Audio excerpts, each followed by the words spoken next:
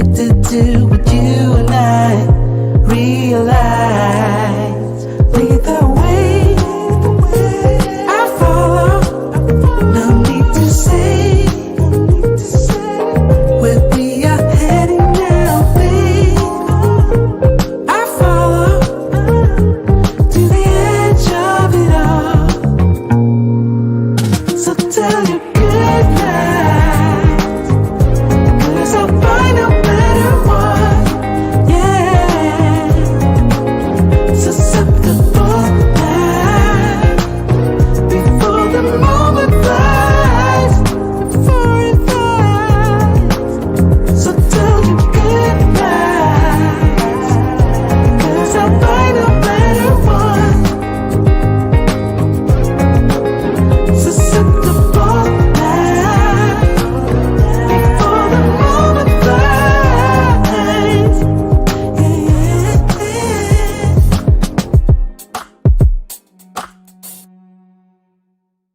Shout out to all you gentlemen and all you ladies that dare to tread this channel.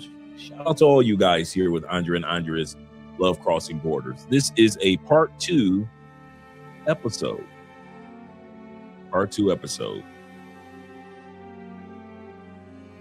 We don't need a man. We're independent. We're making money. We're buying houses. We're taking vacations. You don't need a man. We only want you for your DNA. You want to have babies? You don't need a husband. You got dogs, cats, ferrets, and birds. You don't need a husband. These are the terms that we men have been hearing for the last, I'd say 15 to 20, almost 30 years, whether it be on social media or mainstream media. The more money that women of all cultures around the world are making, it seems that they equate their sexual market value based off their economics and their education. And for a short time, it seemed to work. When they graduated from school in their 20s and 30s, it seems that the ball was open. They had all the men that they wanted, no issues. They were making money because they were working in corporate America. They had their bachelor's and their master's degrees. In many cases, they had their doctorate degrees. And the money was flowing. The move to Atlanta or Austin, Texas, Charlotte, North Carolina, or even to Florida was well worth it. Because no matter where they went, they were attractive, they had money, they had education, and they had a lot of men. After 30, reality kicks in. They're not attracting the same amount of men that they were attracting before, but they're attracting a few. So they decide to start a relationship with one or maybe two of them.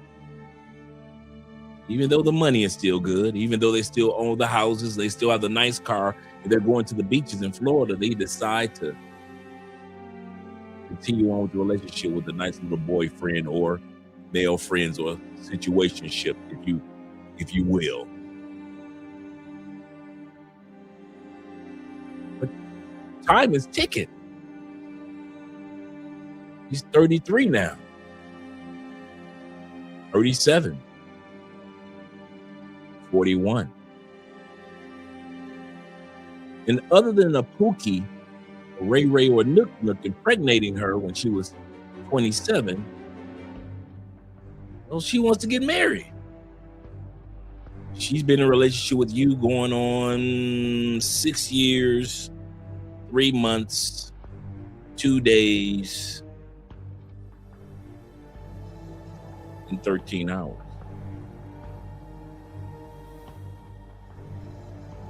So what does she do? She heads to Zales, decide to buy her own wedding ring, buy one for you.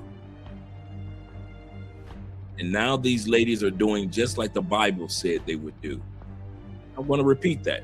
These ladies are actually doing what the prophecy in the Bible of Isaiah chapter 4, verse 1 says, that in the final days, several women will go to one man and say, we will pay for our own food, we'll pay for our own clothing, we will pay for our own houses. Just give us your last name. Take away our shame. For those that have studied Isaiah chapter 4, verse 1 in the Bible, you know that the shame of a woman is lack of childbearing. Give us some kids, give us your last name. But notice in the book of Isaiah, it doesn't just say, give it to me. It says several women will come to you and say, give it to we. Give it to us. So it is now, gentlemen. Winter is here. And just like Jon Snow had to battle the White Walkers are here too, gentlemen. And these women are getting on their knees and they're proposing to you men in grocery stores, at restaurants, at family events, at church. They don't care if they got to propose to you in a strip club parking lot. The Bible is correct. You might not believe the scriptures at all. Maybe you do. But either way, Isaiah chapter 4, verse 1. In those last days, 7 women will go to one man and say, several women will go to one man and say, will you marry me? We're going to look at that tonight. Tonight's topic. Women, once again, I mentioned this to you before. I could have did 4 or 5 hours of this. Women, once again, in mass numbers, proposing to men.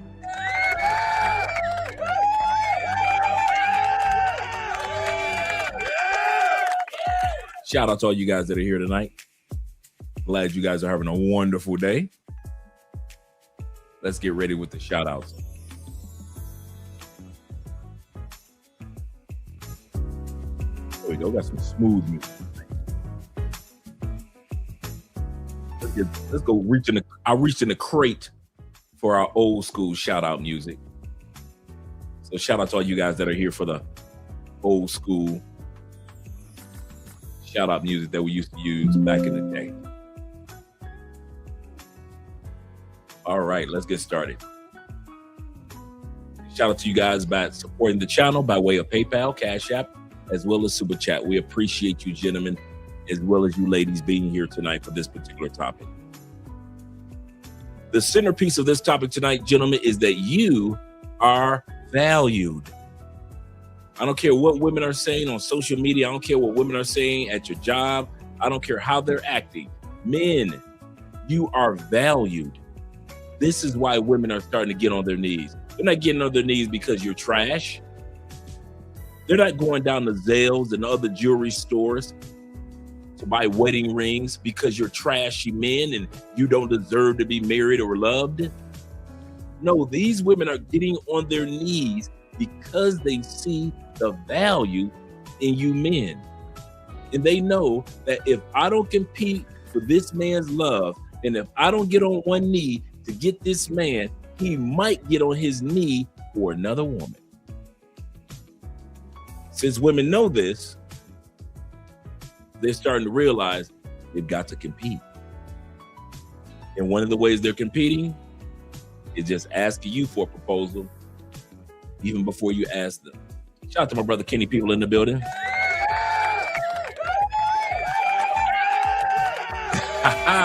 Yeah, you're gonna need the big bowl of popcorn for this one. This is gonna be a good one, gentlemen. This is gonna be a good one. Shout out to my Mr. Milner himself in the building. Glad to see that you're here. Salute to you, kind sir. Shout out to Ahmad being here.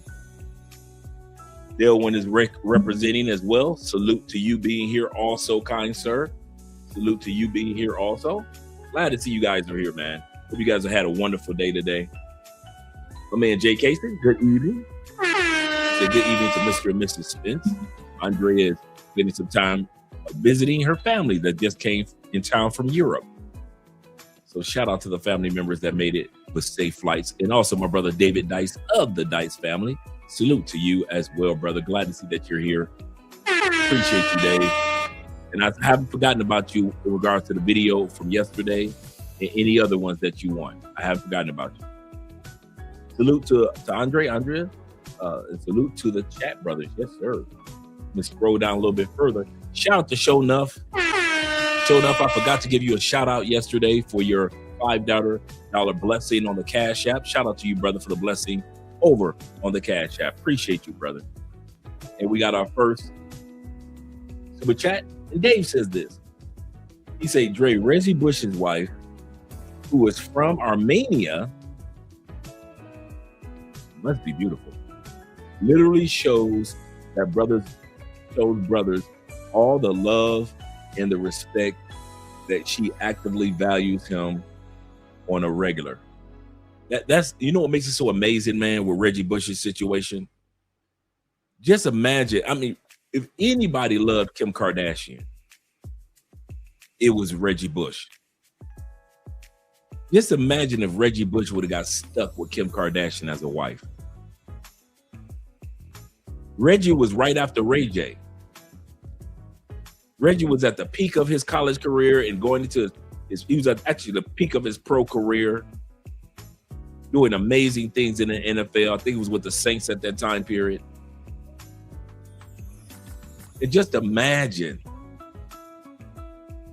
if Reggie Bush would have been stuck. Just stuck with Kim Kardashian. Or should I say Kim Kardashian? That's the beauty, guys, of not being swayed by the women in your own home country. Sometimes the women that you're looking for are either from or in another country. Don't you ever forget that. She might be in America, but she might be from another country. Or you might be using your passport to go to another country and get your quality woman, guys. Shout out to Reggie Bush. And she really does, man. You never hear any issues about Reggie and his wife. That is so true. That's a great point, brother. Let me scroll down a little further. Once again, shout out to my brother Show Enough in the building. Shout out to my uncle Ghostface Jeffrey. Glad you made it down here to Colombia for a few days. Enjoy yourself. Little getaway. That's the benefit of living in Florida. It's just a hop, skip, and a jump to get to Colombia instead of being like up in Michigan or Chicago or any other upper states. Being in Florida, you can just get down here just like that. So shout out to my uncle being down here, man. If I was thinking, I would have just picked you up and had you on the show tonight if I was thinking. Shout out to Mon Spaghetti-O in the building. My boy, shout out to you. Salute to you as well, brethren. Salute to you as well. And shout out to Black Chairman in the building. He say, hey, what's up? He say, many good people. Yes, sir. We got some great guys in here, including Jermon. Yes, sir. He say, what up, big bro? And chat room family. And we got the man of the moment, the man of the hour, AMS, my man supporting men. Yes, sir. Yes, we're doing a smooth jazz intro tonight. Smooth jazz intro. Let me even turn it down just a little bit. Just a little bit. Turn it down just a little bit. Yep, there we go. Smooth jazz intro. Let me come back to the shout outs with you gentlemen. We got 35 in the building. Appreciate you guys clicking that like button. That invites other individuals into the live stream. He said, as a suit on tonight, he'll be on his best behavior, unlike the other night. You can tell when I'm clean and pressed, I try my best to be my best. Yes, sir. Anytime I do the Kevin Samuels intro, it's time to be serious. Some of you guys don't catch that. Some of you guys have yet to catch that. Whenever you see the Kevin Samuels intro, you're like, okay, this is going to be a serious show. Okay. I always do that. Whenever it's a serious topic, valuing men, because that's what this topic is about. Tonight's topic, yes, it is showcasing why women are proposing to men. But the reason is because you guys are of value. I'm of value. Guys in the States are in value. Guys of other countries are valuable. There are countries that have no, and islands that have no problem with confessing that, hey, the men in our family are valuable. If it wasn't for the men, only in the Western world where they try to compare their currency, or in other words, their net value to their marketplace. And I think their marketplace value. And I thank Kevin Samuels. Shout out to St. Kevin Samuels. I thank Kevin Samuels for reminding us that there's a difference between your sexual marketplace, ladies, and your net worth. Congratulations about your net worth, but that still does not give you sexual market value. Like I said the other day, men hit the wall early in life. We got to hit the wall and break through the wall. We can't be like women, just hit the wall. We have to hit the wall over and over and over again, hitting our walls to crash through to become the men that we're going to be. Women, yes, they hit their wall later in life, but once they hit their wall, they're unconscious. They're so unconscious, they don't even realize that they hit a wall. You got women like Vivica Fox, hit the wall, still unconscious. Women such as, what's her name? Regina King, hit the wall, still unconscious. Are some of these ladies still worth smashing? Yes. But did they hit the wall compared to who they used to be? Yes. Shania Latham, beautiful woman, but hit the wall, still unconscious. They don't realize that they are no longer the women who they used to be. Nina Long, hit the wall, still unconscious. Halle Berry, hit the wall, still unconscious. What I mean by unconscious, these women have hit the wall and they have yet to realize you are not the woman who you used to be. Your girl Stacey Dash hit the wall, still unconscious. She on OnlyFans. She done went from doing politics on the news to doing OF. Hit the wall. Women hit the wall later and are unconscious. Men hit the wall early in life and have to get back up and run into that wall and run into that wall until we break through that wall to become the men that we're supposed to be in life. Always remember that, guys. Yes, you're going to hit the wall, but men hit the wall early in life. 19, 20, 25, 27, 31, 32, 35, 40. Sometimes it takes us to 50. 60 sometimes to crash through the wall to become the men that we know we're going to become, that we deserve to be in life.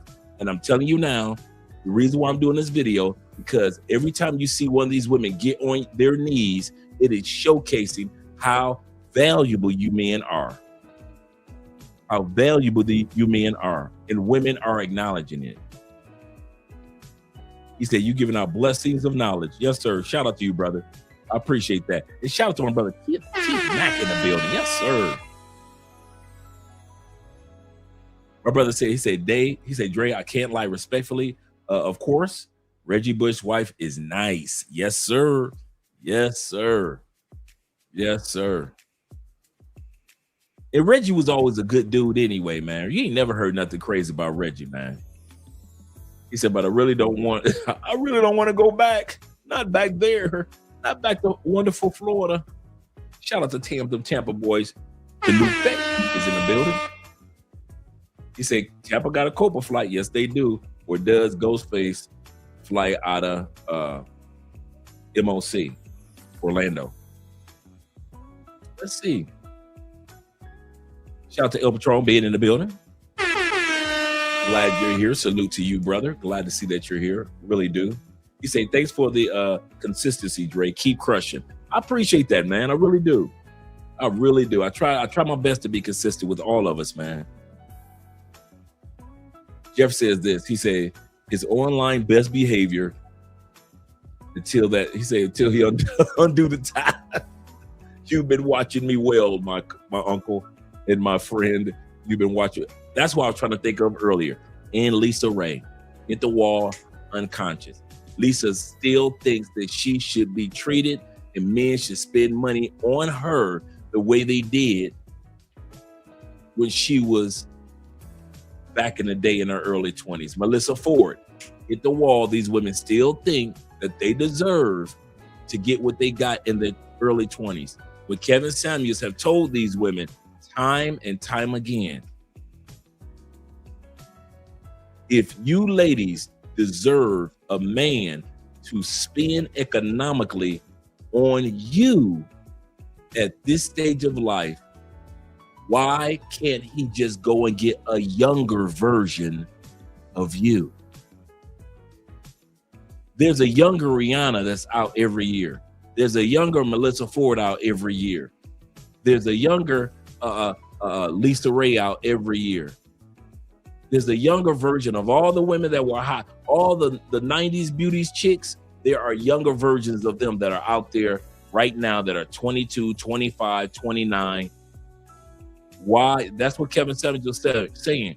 Why should he choose a 41-year-old, 45, 50-year-old version of you?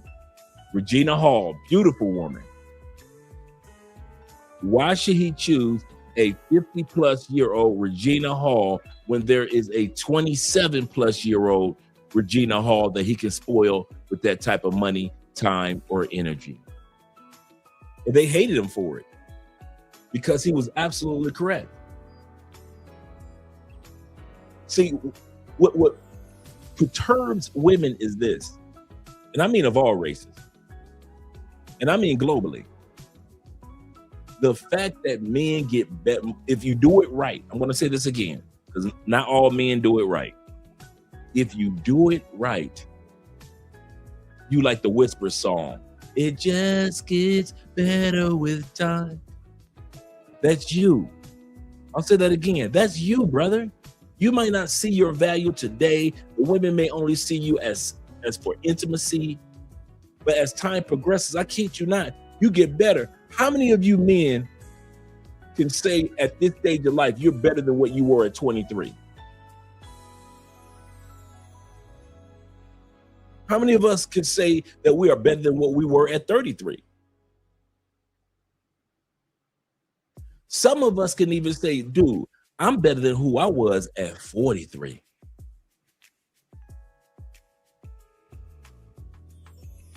And some of you guys are going to be at the point and say, I am a better man than who I was at 53. That's the beauty of manhood. When done right, we get better with time. Women can do their best. Most women don't get better with time. I don't care if you got the hottest chick at 63. She cannot compare to how she looked at 33 and 23. She can't. I know some very attractive women in their 50s. Very attractive. They cannot compete with themselves at 27. That's the difference. That's the difference. And women have a problem with thinking that when men say getting better with time, that we're talking about just external. No, we're talking about we as men, and when done right, we become wiser. We become more insightful. We've had ups and downs and challenges of life that we've gone through. We may even have physical moments. Some may have had to have a pacemaker put in. Or some of us may have to have had a particular type of surgery, or just you just had to just start going to the gym and working out and getting that extra weight off. Whatever it is, men have no problem with realizing if I do this, I'll get better with time. If I eat healthier, I'll get better with time. Men have no problem with saying, when I was 23, I ate like a trash truck. Anything go in. I'm just eating anything from any restaurant, any fast food spot. I'm drinking everything. Everything gonna get drank. Men get better with time because we like, okay, now I want fresh fruits, fresh vegetables, I want fresh squeezed juices. I'm drinking more teas. I might still drink alcohol, but I don't drink the way I did before. Men get better when done right. We get better with time. Most of us men can look back at our 23s and say, man, I ain't know nothing. Women can't do that. I want to say this again. Women can say as far as like, I was young, I was dumb, he used me, he put 3 babies in me. Yeah, on that scale, I got you, ladies. But when it comes to the grand scheme of things, when it comes to your sexual market value, you do not get better with time, ladies. And I know some gorgeous 50-plus-year-olds around the world. And I mean, especially here in South America, they got some women over 50. You looking like, goodness gracious. And yet, menopause will tell them, you are not who you used to be. I'll check my email in a second, Ken.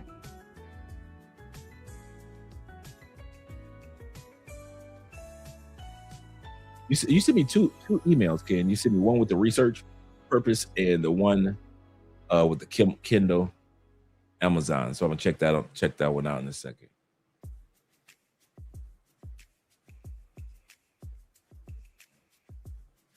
Let's see. All right, let me scroll down. We got 38 people in the building. Once again, we got my man 313 Nate in the building. You better back the fuck up out my face, goddammit. I'm from Detroit, Michigan. Don't play with me. Don't play with us. You know how Detroit brothers get in public. I'm gonna check it out. I'm gonna check out that Kindle, and I'll check out the other one that you sent me, Kenny, after the show. Plus, I gotta still send the other guys their videos from the other night. Yep, it's a marathon. That's a great way of putting it. Men acknowledge that life is a marathon where women feel like they need to race through life. That's so true. That is so true. Let's get ready to get started with tonight's topic. Let me turn the music down a little bit.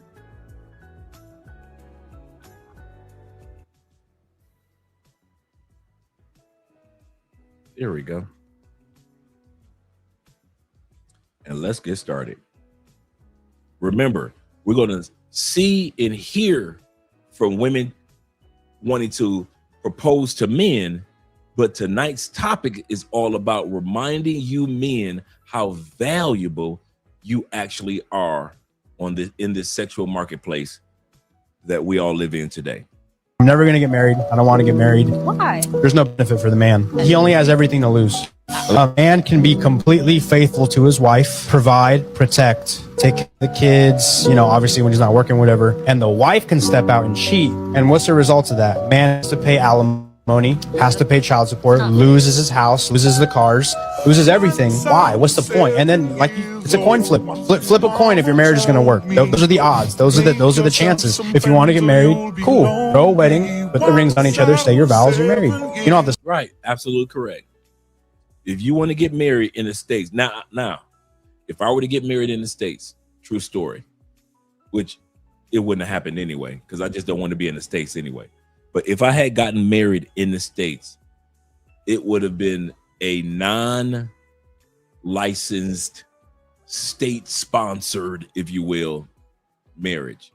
Ceremony, let's do it. Reception, I got you.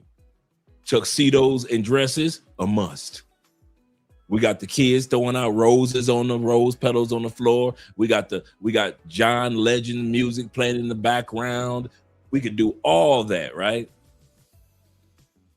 Signing paperwork to the courts, yeah, that ain't gonna happen. That ain't gonna happen. We're gonna get marriage in the eyes of the Lord. Oh, yes, we are. Oh, yes, we are.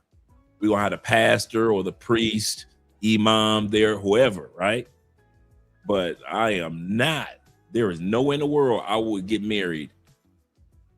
I get married under the eyes of the Lord, but I would not get married under the eyes of the courts. That's not going to happen. That is not going to happen. And I will only marry somebody that will be okay with that anyway. I wouldn't be marrying somebody that I know that if I present this proposal, they'll be upset. I'll let them know in advance, like, listen, third, fourth date, what is your concept of marriage? Well, I think marriage is this, that, and this. I say, I think that's what marriage is too. But I don't want to go down to the courthouse and register our marriage. I want to do everything that you would want to do for our wedding and our marriage. But I would not want to go down to the courthouse. How do you feel about that? What do you think of that? When I explain to you why I feel like that, let me know what you think of that. That will give me 3 dates to know I get rid of her. If I was looking for a wife in the States, that's the closest that I would come. That's if I was looking for a wife in the States. You guys already know how I feel. I'm not looking for nothing in the States. Nothing. Because the brother would just, the white guy would just say, I think it was white or Latin, he was just saying that you could do everything and she'll still cheat. Cheating is up in the United States among women so much that women are now cheating more than men. When they talk about, I left him because he cheated. Wait a minute, ladies. Statistically, y'all cheating more than us now. What are you talking about, ladies? You're talking as if old data still exists. Ladies, you ladies are cheating. According to the Pew Research Center, you ladies are cheating in record numbers. Brothers, I got a video for you guys that we're going to be looking at tomorrow, right? About women putting babies on men that ain't the baby daddy. And then being a stepfather type of scenario as well. Because the theme centers around, tomorrow's show centers around, tomorrow's Wednesday, right? I mean, tomorrow's Thursday, right? Let me know. Because I know Friday we're doing we're going to have Will, we're going to have T-Mac, and a couple other guys up here that live in Medellin. So that's Friday's show. So let me know if tomorrow is Thursday or Friday. Okay. But we do have a show coming up. And in one of the episodes or one of the clips, it is 1:30 in the morning. The stepdad is sitting there in front of the television. He records everything now. Front door opens up. Kids come in with full football pads on, helmets on head, with their mother, 1:30 in the morning. Stepdad pissed. Where the hell you been? I took the kids to football practice.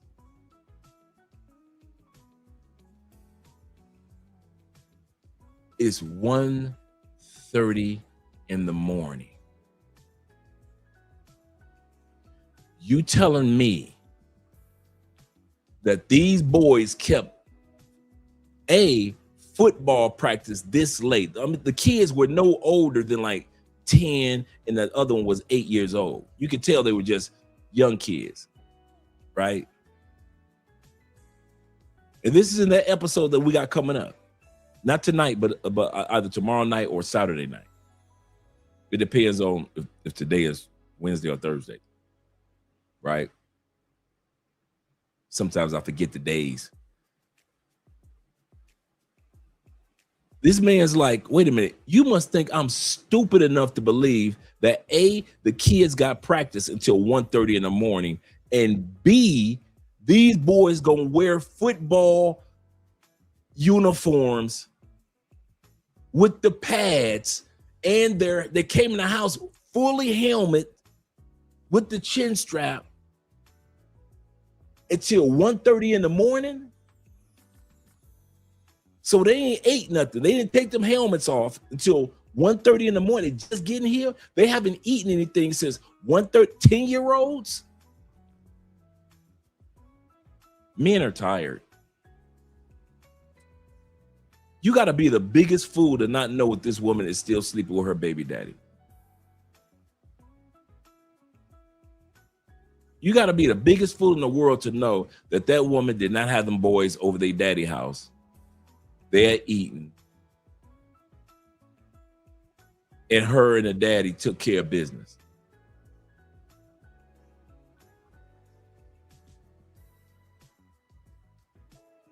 But that's in America.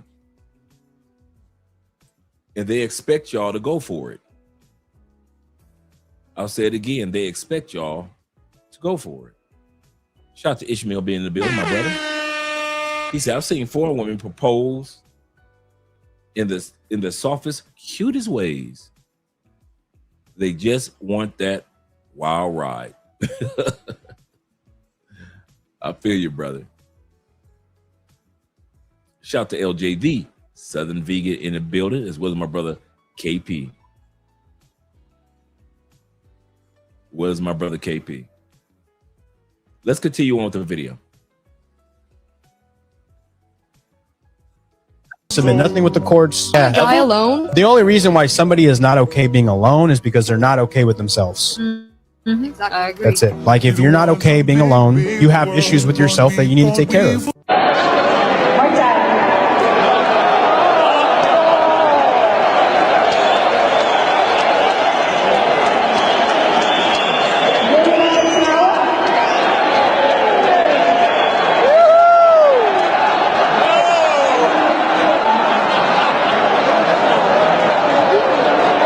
People would say that was embarrassing. I would say that was one of the wisest men that ever walked the American plane. Today is today is Thursday? Or tomorrow? It's tomorrow Thursday. Let me know. It's today Thursday? Let me look it up real quick. My days go by, man. When you in another country, I'm gonna tell you something, man. You will forget your days, man. You don't purposely do it.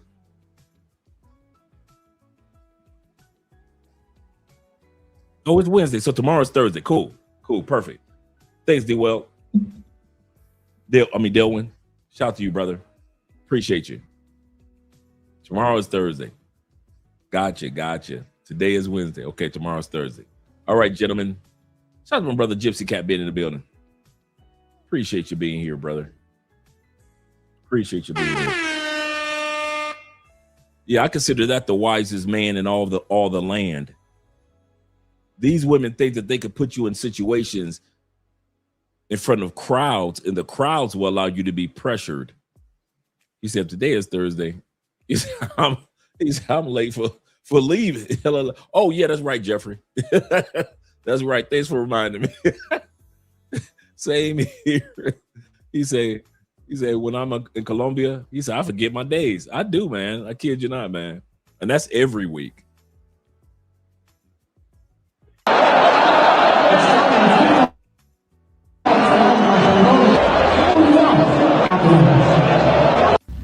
Ooh, okay, mommy, strut, yes. What is going on? Hey! Sufia quoi? Hey!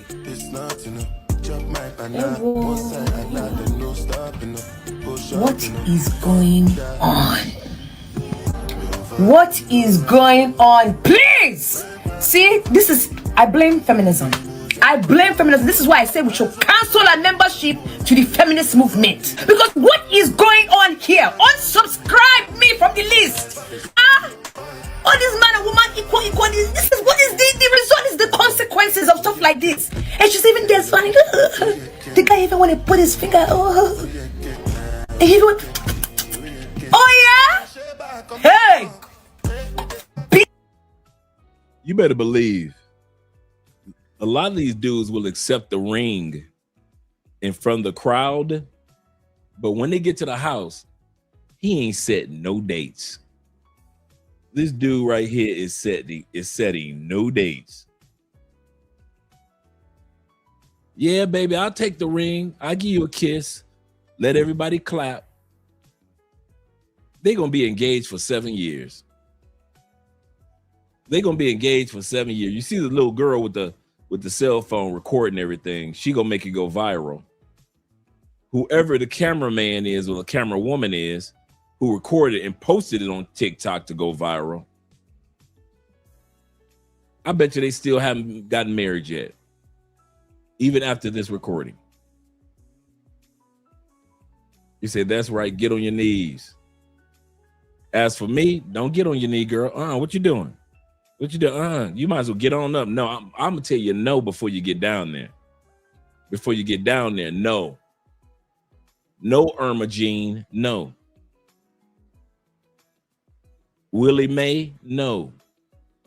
Willie Mae, no. Willa Mae, no. I'm gonna tell you before you even get down there. Don't ask me. Oh yeah? Hey! For big.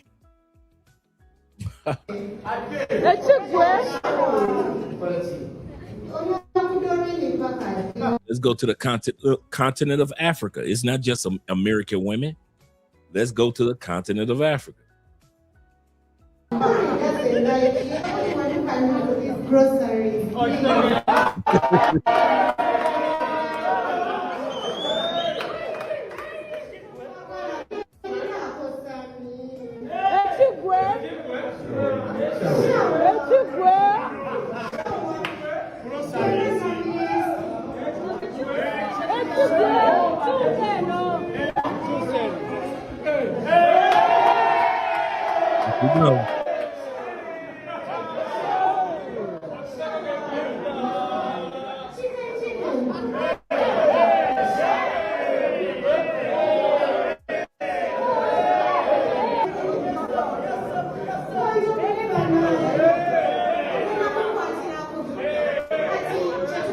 Well, in Africa, they be getting, every time we see this with Africa, these women get on both knees.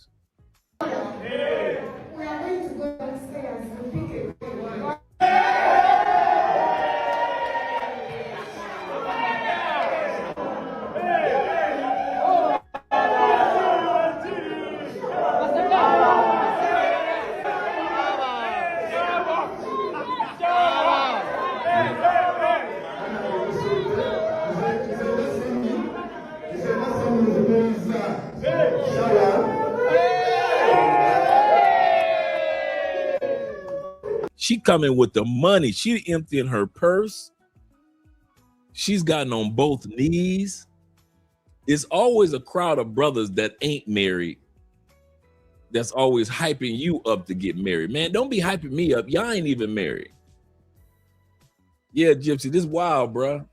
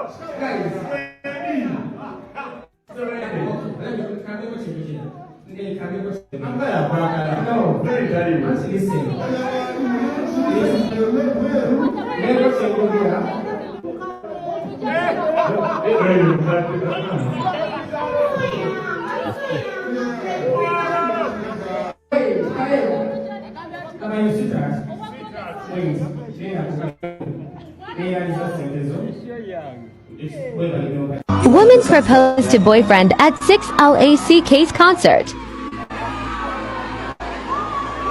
Xavier's to Palm Parker. Y'all gonna stop putting these men full government name out there. You ladies gonna stop using these men full government name. To boyfriend at 6 LACK's concert. Xavier's to Palm Parker. She done put the Xavier Japompon out there. Xavier. That woman put your government name out there, man. What the hizzy? I'm gonna come back to your question, brother. Life lessons. I'm not skipping past your question. We're gonna come back to it.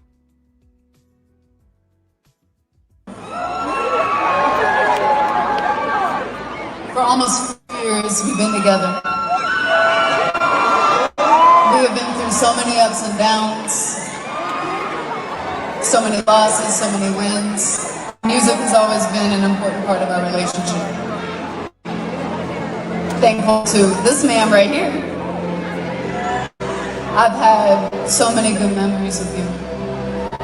You have been through hell and back with me. We just moved into our new place.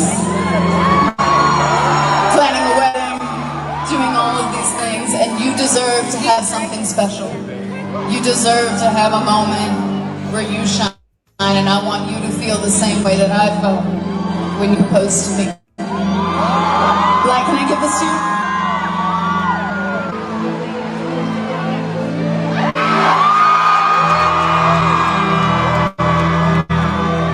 So he already proposed at one point in time. And so now she used the government name, Xavier. We all know your name from now on. Congratulations, Xavier. Pa-pom, pa-pom, pom, pa-pom. Yeah, they both own a new place. Yeah. I know. Let's go back to our brother's question. He say, why do men get on their knees for proposals anyway? What's the point? Why can't we both just stand? In today's world, it's tradition. There was a time when men got on one knee for a pure, virginish, innocent, supportive, submissive, fit, feminine, and friendly woman. There was a time.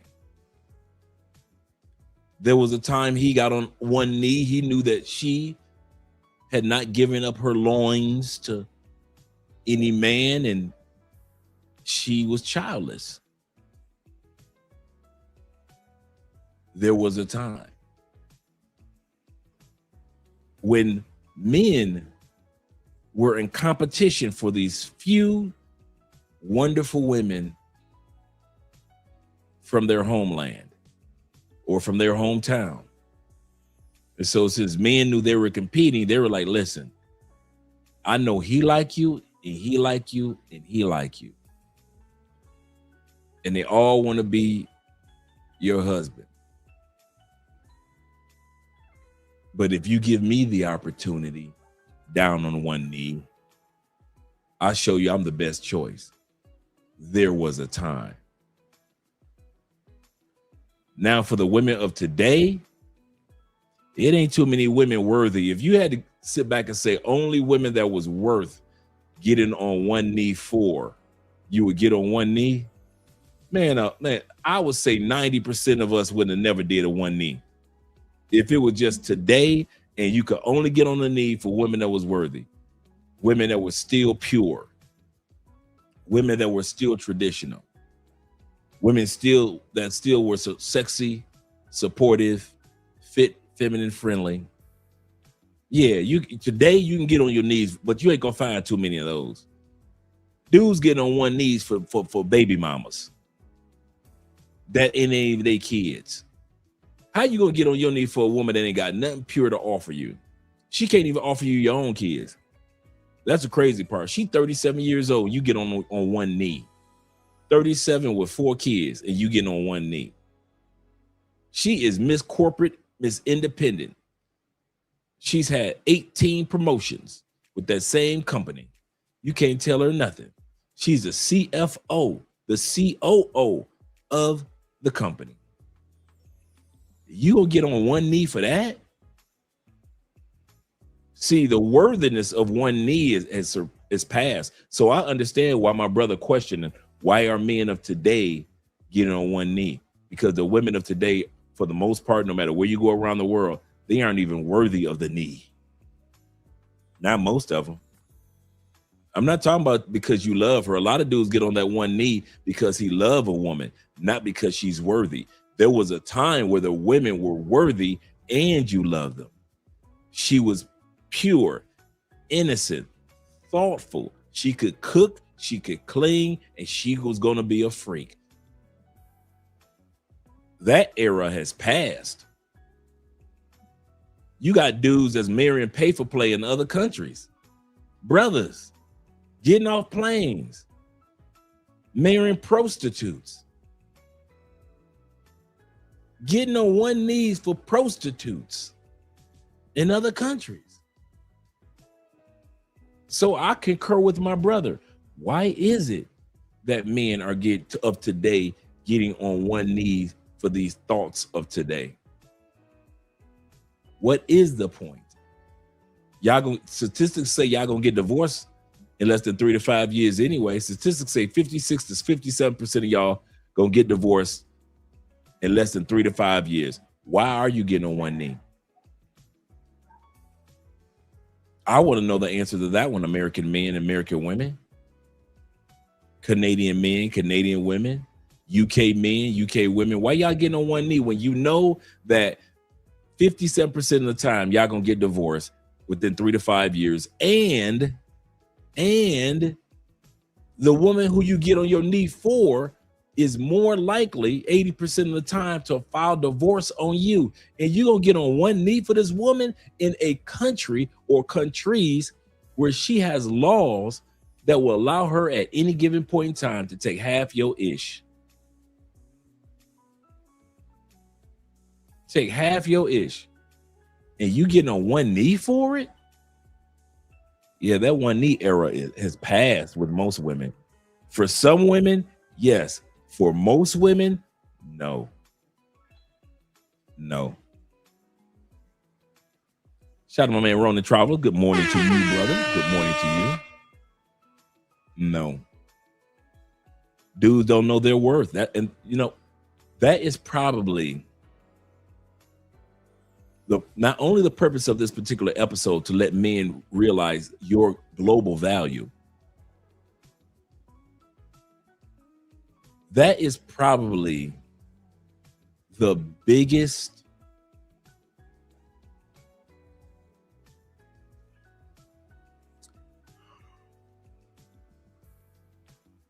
outside of politics, just on a personal males being male scale, right? Outside of economics, family, stuff like that. I find the biggest psychological barrier for men is that most of us don't know our true value. I'm not talking about your career. I'm not talking about your money. I'm talking about when it comes to the sexual marketplace, a lot of men don't know their value. Russell Wilson there was no way in heck he should have married Sierra. He should have did like Clay, hit it, and when she started showing who she really was, got rid of her. But what did Russell do? Because he doesn't know his real value. He knows his value on the football field. He knows his value in the bank account. He knows his value among his family members.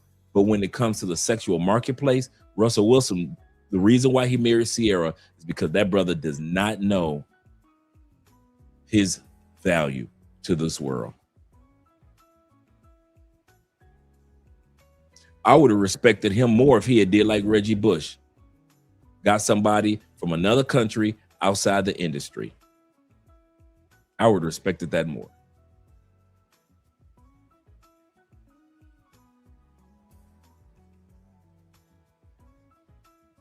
But hey, that's the problem with us men.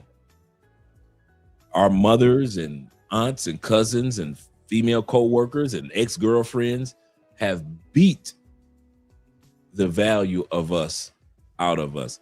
If men ever find out how valuable they actually are in the grand scheme of things, I promise you, it will be such a change among women.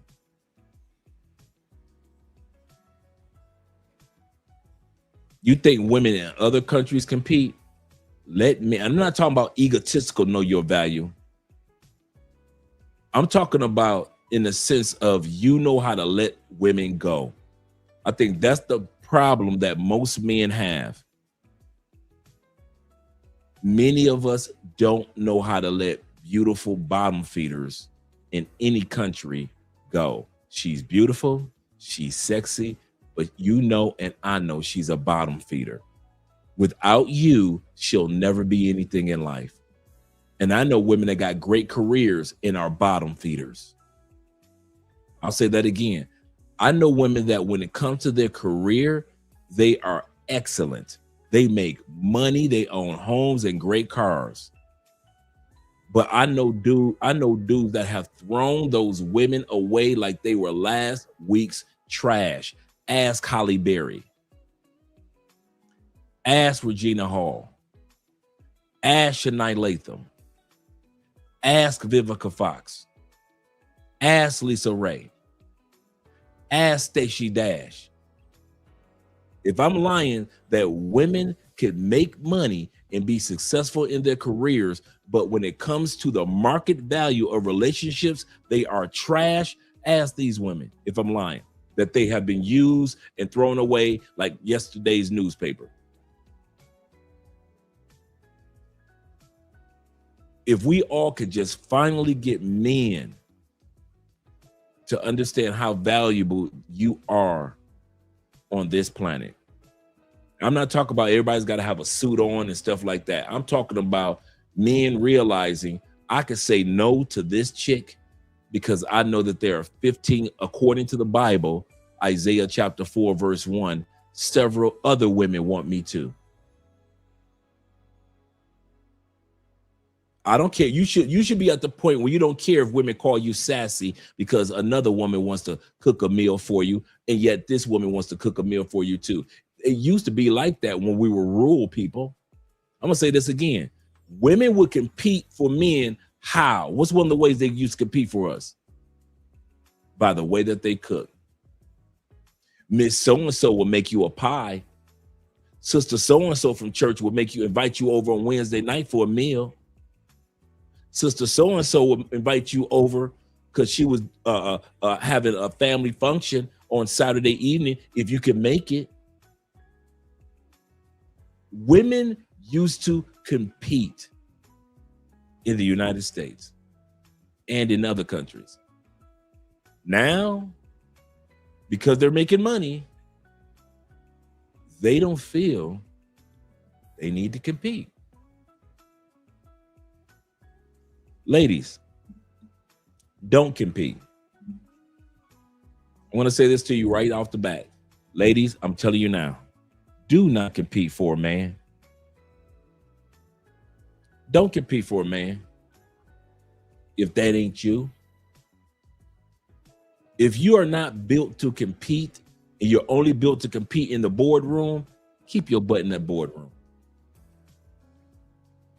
If you are only good when it comes to competing in that bedroom, go ahead, compete in that bedroom. Be the best of the best. Can't nobody give head like you. Can't nobody throw it back like you. Compete in that bedroom, sister. I got you.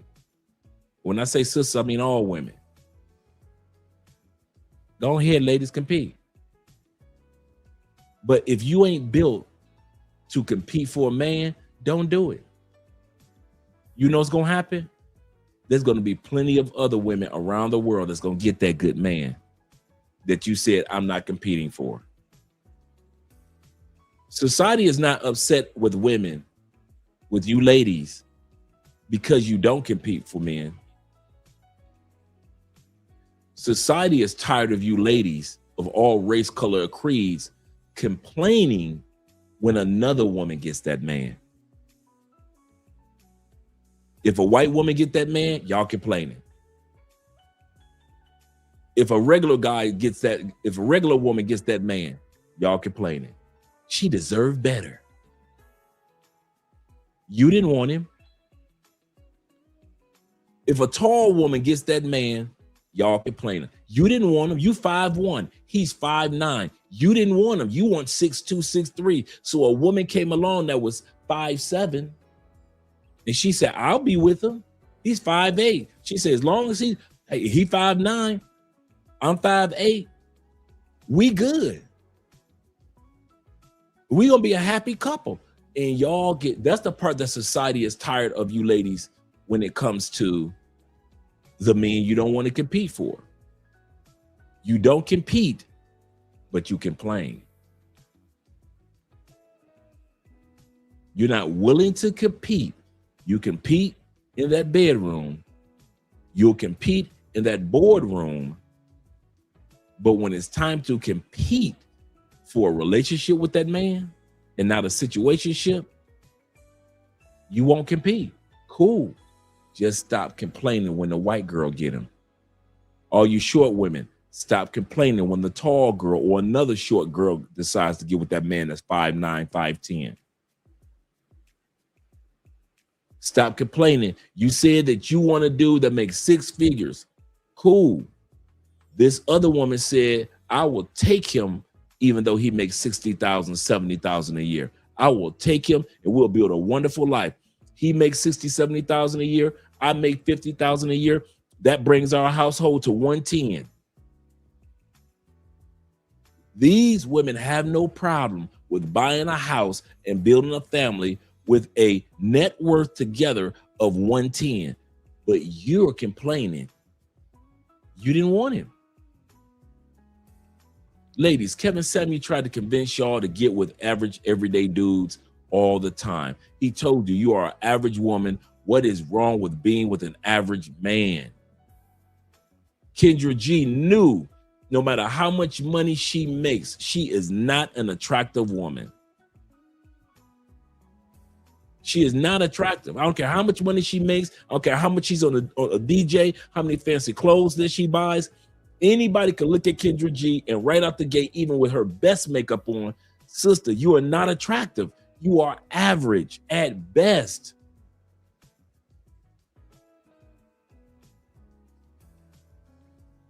And the dude that she didn't want to get married to is 9 times out of 10, because on Kevin Samuel's episode, when she was on Kevin Samuel's show, she said that she ended a relationship with a guy that wanted to get married. They had been together for a year, and I bet you that guy is married right now. 6 or 7 years later, he's married right now. What is Kendra G? Still single, still manless, still childless. Once I get men to finally realize how valuable you actually are, and I'm not talking about being valuable by way of being egotistical, but realizing that you can say no to women because there are other women waiting to say yes to you. Once we get that down pat, man, bruh, it'll be a whole new breed of dudes.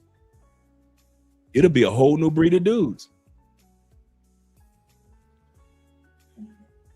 One of the number one reasons, I'll say one of them, one of the number one reasons why men get drugged here in Colombia, drugged in Brazil, drugged in Miami, drugged in Las Vegas, drugged in California. One of the number one reasons why men are getting drugged late at night. No matter how much money we got, we don't value ourselves. We don't see how valuable, how rare of a treasure we are. So we let any old type of woman in and out of our lives. I'll say that one again. The number one reason why men get scammed in the Philippines, scammed in Thailand, scammed in Europe, robbed over here, drugged over here, scammed in Africa. Number one reason. There's no reason higher than this. We don't see our true value. And when you know how valuable and rare you are for the person you are, rare it is to find a good man, how rare it is to find a quality man, how rare it is to find an educated man, a man of charisma, a man that has network, a man that has connection, a man that has faith. If you knew how rare you were, you wouldn't dare let scallywags smelling like zigzags, smelling like dish rags, rolling up zigzags in your presence. You would be so picky about what type of women that could walk by you, walk up to you, be in your atmosphere, but men don't value themselves. And that's why when we go to other countries, we will let anything that's pretty run through our lives and destroy everything like a hurricane, and then leave like as if nothing happens, as if nothing happened, because we don't value ourselves. And then for the few of us that do, other men look at you crazy, don't they? If you value yourself as a man, you put yourself on monk mode, and you ain't sleeping with all the women in your neighborhood or all your coworkers, your other male coworkers looking at you crazy. You ain't gonna smash LaWanda? Nah, dog, I'm good. Man, she been trying to throw you that coochie for 2 years since we've been here. No, I'm good, dude. I got some other thing I'm focusing on, man. I got some business thing. I'm trying to get out this country, bro, in a couple years. I ain't got no time to be smashing LaWanda, man. I'm good. Oh, man, you tripping. If that was me, man, I'd be running. Yeah, if that was you, because you don't value yourself. I'm not smashing LaWanda, my coworker. If I lose my job, I ain't trying. LaWanda could smash. I could smash her. She fall in love. I tell her I don't love her. She go to HR and tell HR I was all da. Next thing you know, HR is marching me out the front door with a box because LaWanda lied on me just because I hit it. You ain't thinking about that. You just think how fat LaWanda butt is. But I'm telling you, I value myself more. That's why I ain't gonna sleep with LaWanda at work, because I'm trying to stack my money, my 401k, my Roth IRA, all my investments, my crypto, so I can get out the United States and I can find me one that's better than LaWanda in another country. Bro, you ain't get I got a master plan. Men that value themselves think like that. I have never seen a dude or noticed a dude that had high self-esteem about himself get drugged in Colombia. Not a one. It's always you thirsty, low self-esteem dudes that do it. You cannot tell. I don't care. I've seen dudes that own business, like the one white dude that was on Obi-Land episode when he caught the girl in Parque Yeris and he was chasing her down. That dude has a successful business in Indiana. That didn't matter, did it?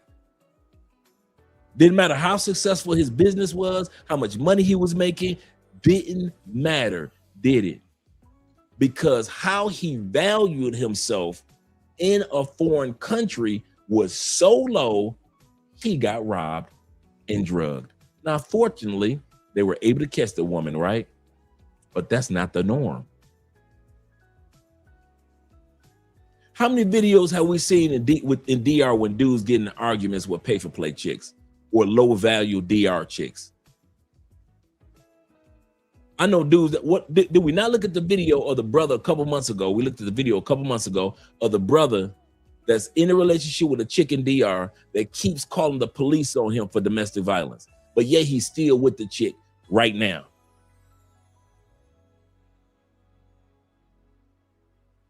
If I could get men to finally realize outside of our money, outside of our clothing, outside of our gold and our chains, how valuable we actually are before you die. Before you leave this planet at 71, 79, 81, 91, before you leave this planet, if I could get all of us to realize how valuable you are, you will begin the process of not letting just any old female in your presence. But as long as you don't, and women know this, I'll say this again, in every country, women notice that most men don't know their own value. Therefore, they can say anything, do anything, present anything, cheat on you in any way, use the laws against you in any way, because you don't know your value. And you will even let a woman that's got a good career, but she's trash, like the Stacey Dashes of the world, come in your life, destroy everything, and walk right out of your life. The Bible has a verse in Proverbs says the woman comes into your life, she does her dastardly deeds, and I'm paraphrasing, but here's the part that in the Bible says, and she wipes her mouth as if she's done nothing wrong.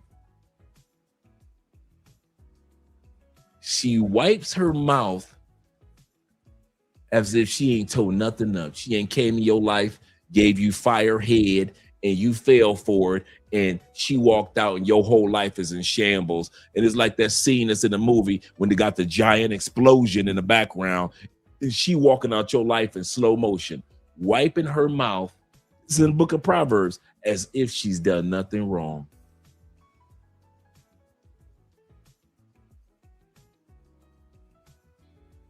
As if she's done nothing wrong. You cannot tell me that you deal with beautiful bottom feeders and you got high self-esteem. I don't care how much money you got. I don't care if you're that Russian dude throwing money in the air. And then come to find out that the Russian dude that just got kicked out of Medellin, half the women that he was messing with were trans men and the other one were regular women. So he's got music blasting in El Poblado in Medellin. The Russian dude that just kicked out last week, for 2 months, blasting music until the neighbors called the police.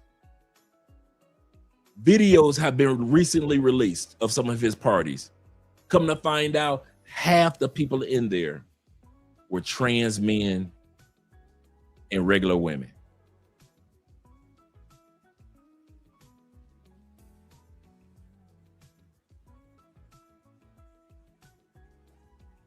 All that money and no self-esteem. Well, I do what I want to do, Dre. You can't tell me what to do. I can't tell you what to do. You can't. I learned this a long time ago. You cannot give wisdom to somebody that don't want it. You cannot give wisdom to somebody that just decided with all their heart, I don't care what you say. I got self-esteem. I bet you wouldn't say that in front of me. And a lot of dudes that got low self-esteem always run to their emotions, which proves that they have low self-esteem.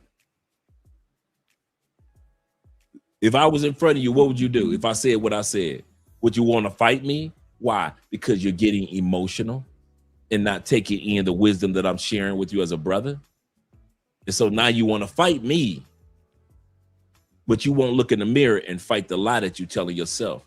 Because after you and I get done tearing it up, you still got low self-esteem. If you and I as I was right in front of your face right now, and you got mad at me for telling you the truth, and we were tussling, after the tussle, guess what would happen? You would still be a man of low self-esteem. That's why bottom feeders can get into your life. That's why scammer women can get into your life. That's why women that drug men can always get into your life.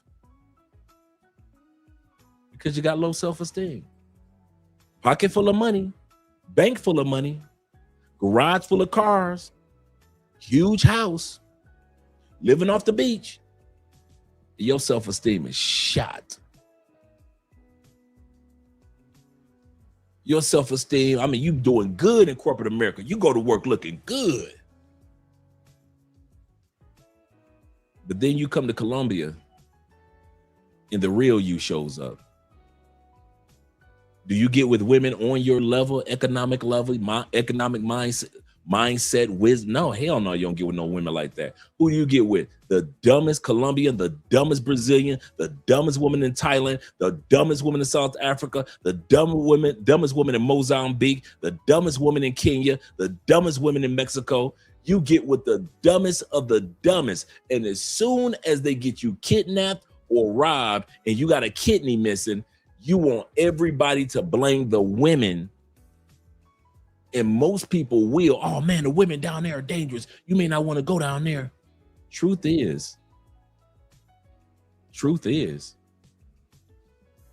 you allow those type of women, those cartel women in your life, Because you got low self-esteem. And when you outside the United States, you can't hide behind your money as much. They don't know about your 3-car garage. So you can't talk about that.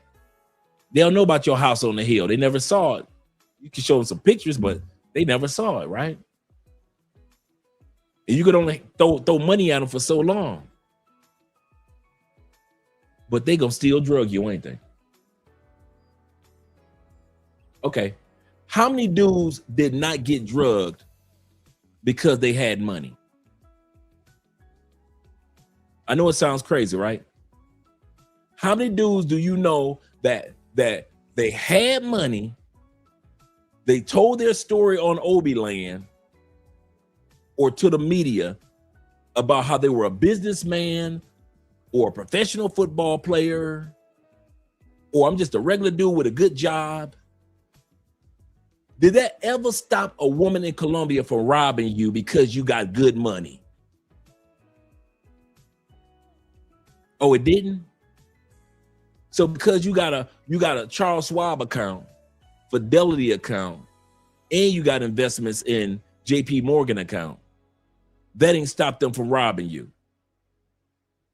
So just because you smart enough to make money, smart enough to buy real estate, smart enough to be wise with your investments, smart enough to have a 3-car garage and all sections are in there with 3 different cars and the SUV and the convertible and all that.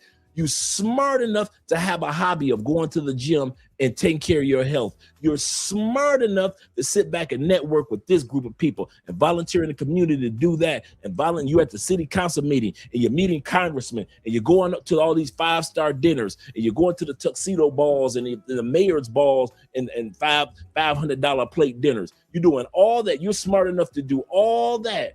Did that keep you from getting robbed in Colombia, Brazil, Vegas, Miami, LA? Or they still drugged y'all anyway, huh? Why? Because those women realized no matter how much money you made, you still had self-esteem low enough to come into the underworld and deal with bottom feeders. You willing to, no matter what you've accomplished, you still came to this country and you employed a beautiful bottom feeder. So all that you've accomplished and all the stuff that you brag about and all the gold that you have on, those women don't care nothing about none of that. You stupid enough to F with them, then they wise enough to get over on you in every country. In every country. You know why they don't get over on me? Because I really wasn't messing with them. I wasn't in that world. There are a lot of dudes, it ain't nothing special about me. It ain't nothing special about T-Mac, Jay Clyde, Jay Fleming, and all you brothers in the comment sections, man, that travel to all these countries. Ain't nothing special about us. We just got self-esteem high enough that says, nah, she is pretty, but yeah, I don't mess with no broke chicks. You think you better than me? Yeah, I do. I do. F you. Yeah, okay, cool. But I don't mess with you. Them dudes that's coming down the street, they mess with you. You better go get them. Them 5 ex-military brothers, you better go get them. You and your girls, you can drain their pockets and drug them. Me? Why? My esteem too high. I can be broke and still have high esteem for myself. I can have money and still have high esteem for myself. I'm not talking about ego. I'm not talking about conceit. I'm talking about realizing that I can say no in a millisecond. You can land me in any country, and no matter how fine she is, if my spidey senses start tingling, I have the ability to say no. That's high self-esteem. That's the esteem that the women know that most of us men don't walk in: the ability to say no.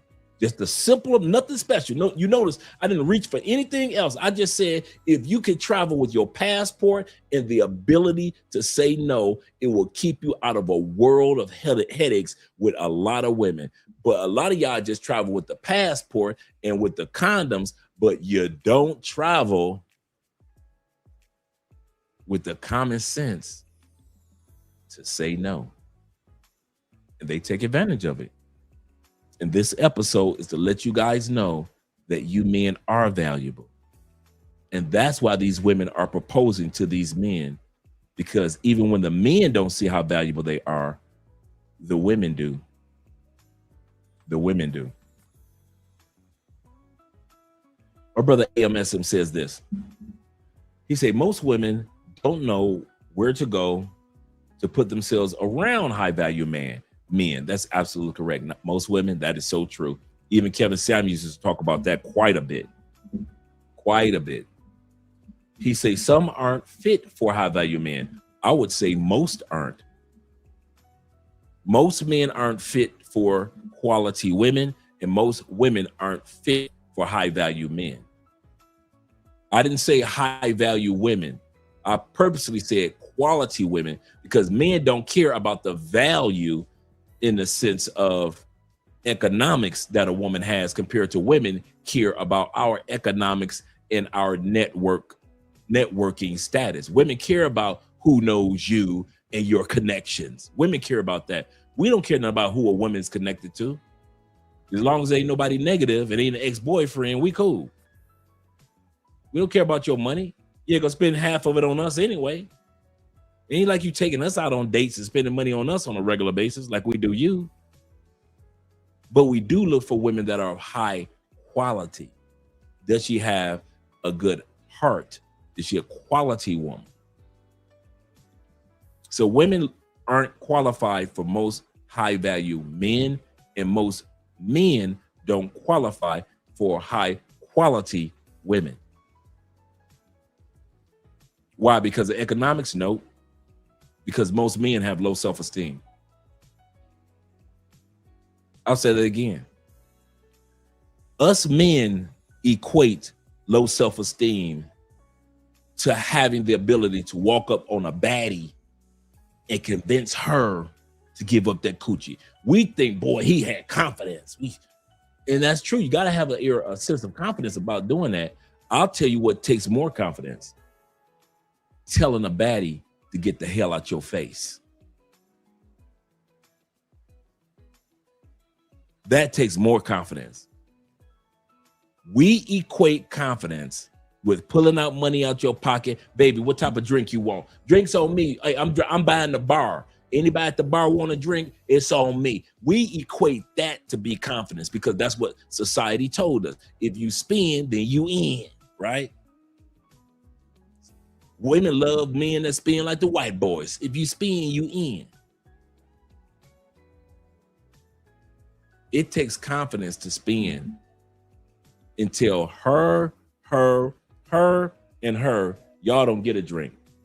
The other ladies, whatever you want. You 3, 4, y'all don't get a drink. That's confidence.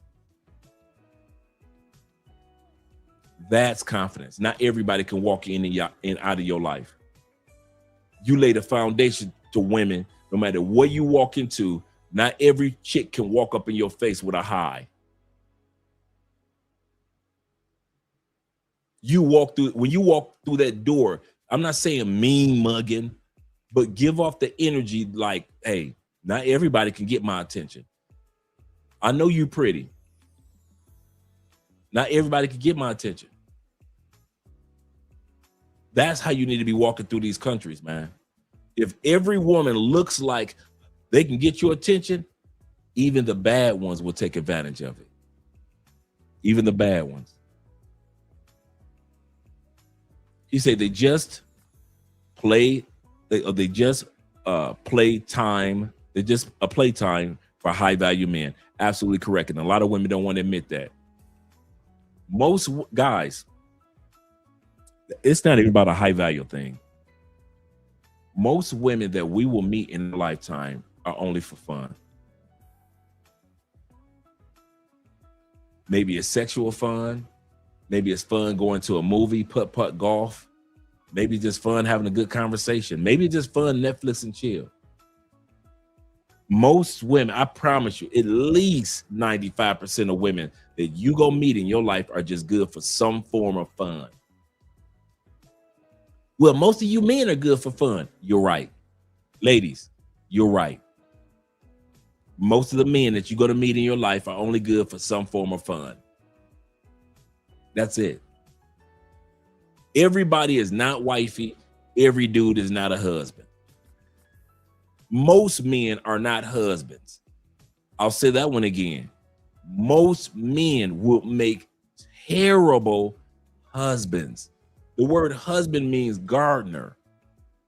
We know a gardener is a person of responsibility. A gardener is necessary for the growth of the garden, which is the family. Most men aren't wired to be gardeners. You ain't got the green thumb, bruh. You ain't got it. You know how we sit back and say, hear women say, well, I'm not getting married because you like, well, don't nobody want to marry you. That's why you ain't getting married. Bruh, it's the same for men. It's the same for men. Most men ain't wired for marriage.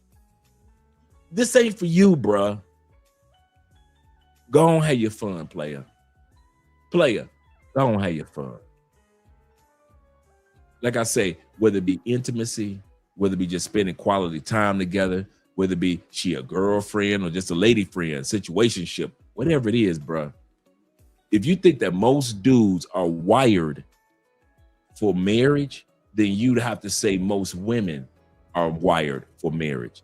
And we all know that ain't true. Now, can most men and women get to a point in life where they say, okay, I'm gonna sit my butt down, I'm be prepared and ready for marriage? Yes, most of us can do that. I did. So most of us can do that, but initially, most of us ain't ready for no marriage. It's too much work. And when we try it, what happened? When we try to do it, what happens? 56% of us, including myself, end up in divorces, right? Because most women ain't wired for marriage, and most men ain't wired for marriage. So when you meet somebody that has that wifey mindset, that trad wife mindset, which comes along periodically, bruh, take advantage of it, because you're not going to meet wifey all the time. You're not going to meet a quality girlfriend all the time. Some women make horrible girlfriends. Horrible girlfriends. I would even say most women make horrible girlfriends. Most women are not made to be wives, and most women make horrific girlfriends. There are very few women that can do girlfriend correctly. And there are very few women that can do the wife correctly. That's why the Bible tells you have found a good thing when you found a wife. You found a good thing, and God did. The next verse says, "And favor from the Lord," meaning that God did you a favor when it came to getting that woman. You got a favor done from God. God said, "I'm gonna give you the hookup."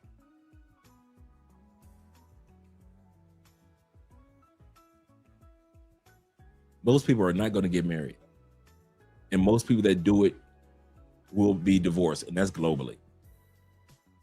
There are very few of us that take this seriously. Now, mind you, when I got married before, I didn't take it serious. So I fell in that category at one point in time that I was not made for marriage. But over time, I prepared myself that if I did want to get married, I knew certain changes had to take place in Andre prior to. So I prepared myself for this stage of life. But yeah, my brother's right. When it comes to high value men, most of these women are just playthings. My brother Gypsy says this. Shout out to Gypsy Cat in the building once again. He said, Brother Dre is dropping some knowledge. Focus on your value, and people will have no choice but to see it. Absolutely correct. I remember Martin Lawrence made this statement. He said, you cannot make demands until you are in demand. And I never forgot that. He said, you cannot make demands until you are in demand. Shout out to Martin Lawrence. Maybe he got it from somebody else, but that's where I got it from. Years ago, he said that. And I realized I cannot make demands until I put my life in a position where I am in demand, where people notice me and say, hey, we need his assistance in this particular area or in that particular area. A lot of guys, a lot of pookies want to get married. You can't make demands. Pookies aren't in demand when it comes to marriage. You're in demand when it comes to having babies. You're in demand when it comes to just being a boy toy. You're in demand when it comes to just having fun. But pookies are not in demand by women to get married. And then when women allow it, what happens? It goes left. You can't make demands until you're in demand. Some of us get a new job.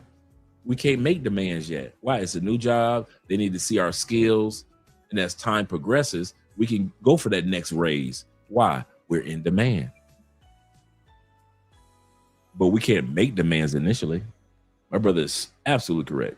Focus on your value, and people will have no choice but to see it. That's an excellent way of putting it. Let's go back to the video.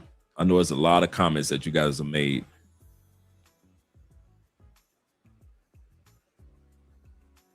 This right here, we're still at the stadium with the young lady.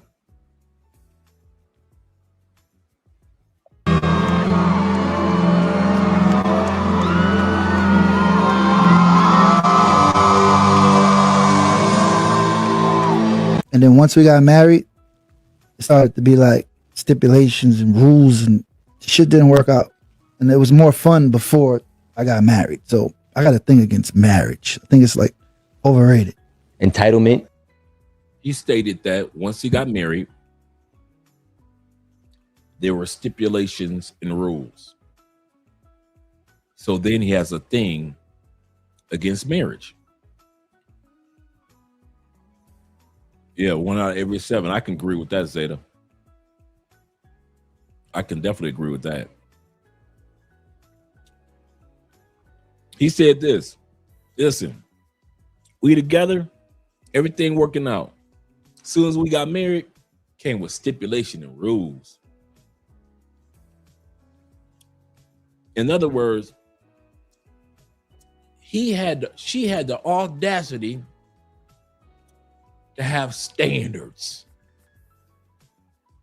She had the gumption to have boundaries. How dare she? I be looking at y'all like y'all brothers weird, man. I'm gonna tell y'all why. Man, after we got married, she changed. If she a good woman, I mean Tic Tacs. She's supposed to. She ain't supposed to treat you like she's your girlfriend no more. That's your wife. She ain't supposed to talk to you like she your girlfriend no more. She talking to you like a wife. Girlfriends don't talk about life insurance policies, do they? Wives do. Girlfriends don't talk about college funds for the kids. Wives do. Girlfriends don't talk about, let's buy a piece of property to live in. Let's buy a 2-family flat. We can rent the upstairs out, and then the bottom we can live in. Or it could be vice versa. Wives talk like that. It's supposed to change. What did I mention before when I said whenever you come to another country? We're going to come back to this statement with this brother. What did I mention was the one thing, no matter what country you go to, that you need to bring with you? Your standards and or boundaries. What is the first standard do I always mention if you want to meet a good woman in a foreign country? What do I always say? And it will never change. You ain't never got to worry about me changing my number one boundary or my number one standard. That will never change. She has to have standards. I got rules and regulations for her, and my first rule and regulation for her is she has to have rules and regulations for moi. I do not want to be hooked up to a chick that'll just if she let me run in and out of her life and tear stuff up, that means that she probably let another man run in and out of her life and tear stuff up. If she let the man before that run in and out of her life and tear stuff up. So my first rule is, do she got rules? If I say I don't mess with a woman that smokes cigarettes, I need a woman that's gonna say, well, I don't mess with a man that smokes cigarettes. Well, I ain't never smoked no weed before. Well, I ain't never smoked no weed before. I like to read books. Well, I like to read books. I like to be focused on financial literacy. I like to focus on financial literacy. Now, she ain't got to be 100% a mirror, but she gotta have standards. In other words, if I tell her I don't like smoking cigarettes, and she says, I don't want a man that smokes cigarettes either, and she catch me with a pack of cigarettes right here, and she leave me, I'm proud of her for having standards. I'm hurt because she left, but I'm proud that the woman that I chose had standards. So now I got a choice. I can stop smoking cigarettes and get the woman back, hopefully, or I can keep the cigarettes and lose the woman. Why? Because she has standards. I am not going to be with the bottom feeder that lets any man in and any man out. Why?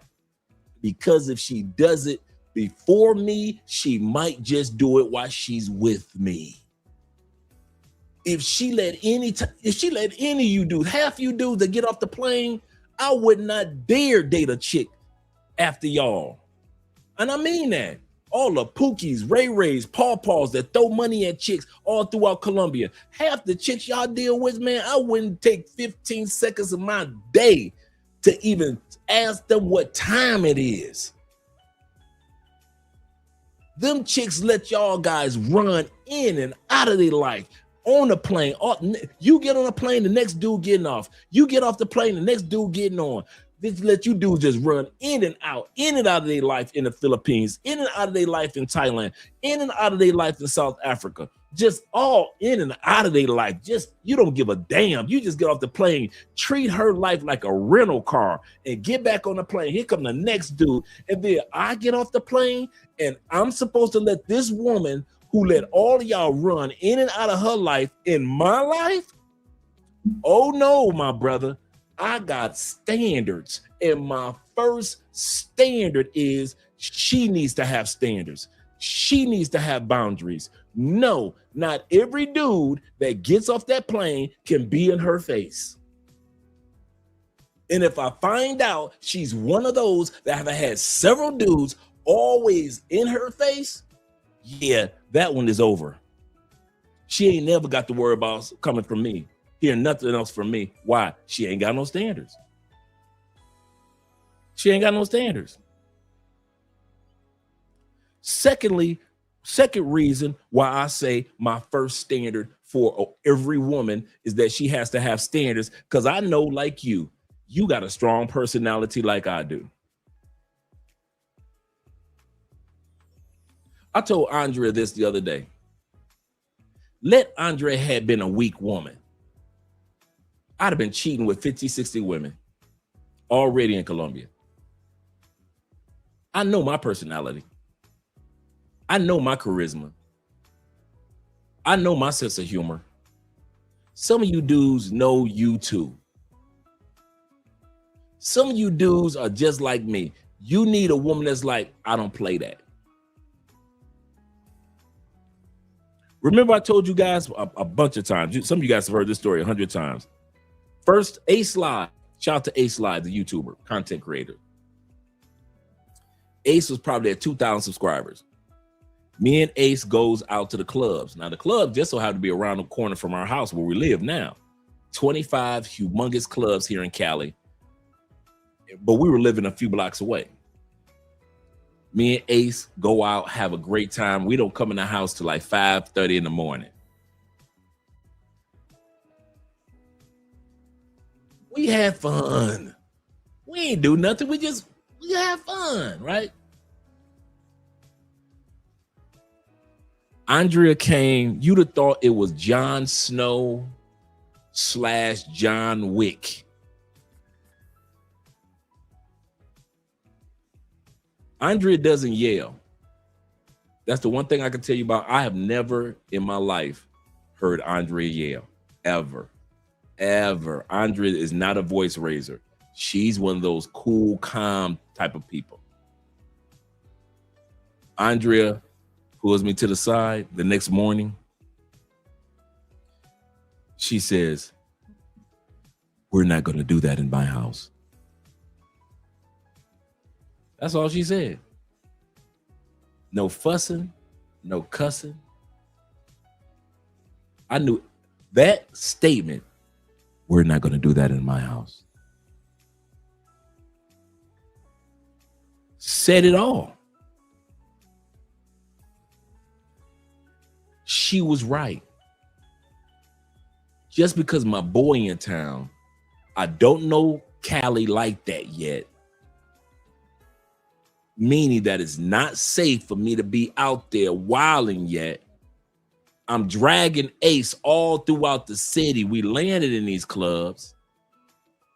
I ain't text her and said nothing just to let her know that we all right, we ain't dead. This is our first time, me and Ace's first time going out as her. Now, I've been to Cali a few times, but Ace hadn't.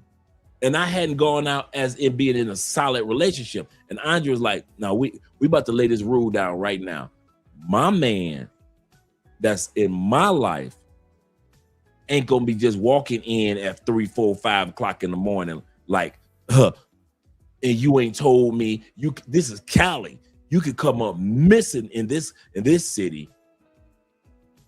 You ain't at least text me to let me know that you're alive. I ain't trying to be in your business. I'm just trying to make sure that you and Ace are all right."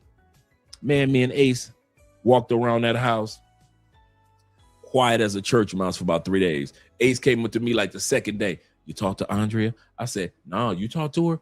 No, that's your woman." That's your woman. Because Ace stayed with us for like a week to 2 weeks, right? That's your woman. And during that time period, that's how we created Love Crossing Borders, right? Me, Andrea, and Ace sitting around drinking some beers came over Love Crossing Borders.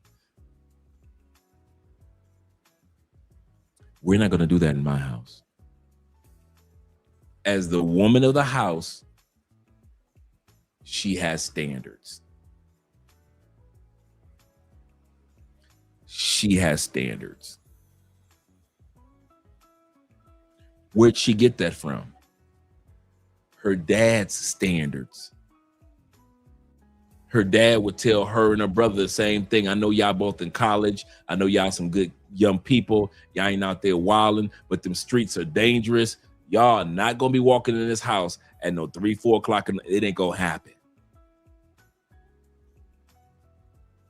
Standards. Because if the woman don't have standards, I'm the type of personality, and some of you dudes are just like me, you will run over a woman that ain't got standards.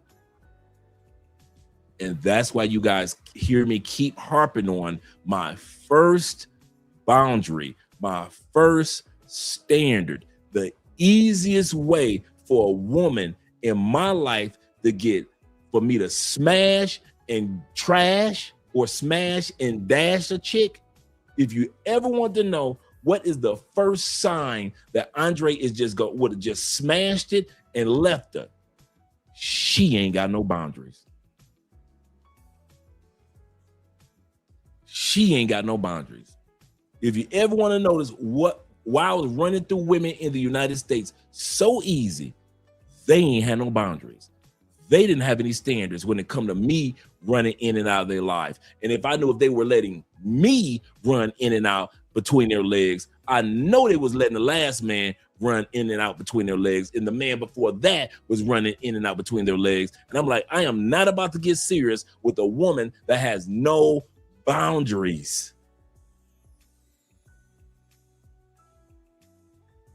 Can't be trusted.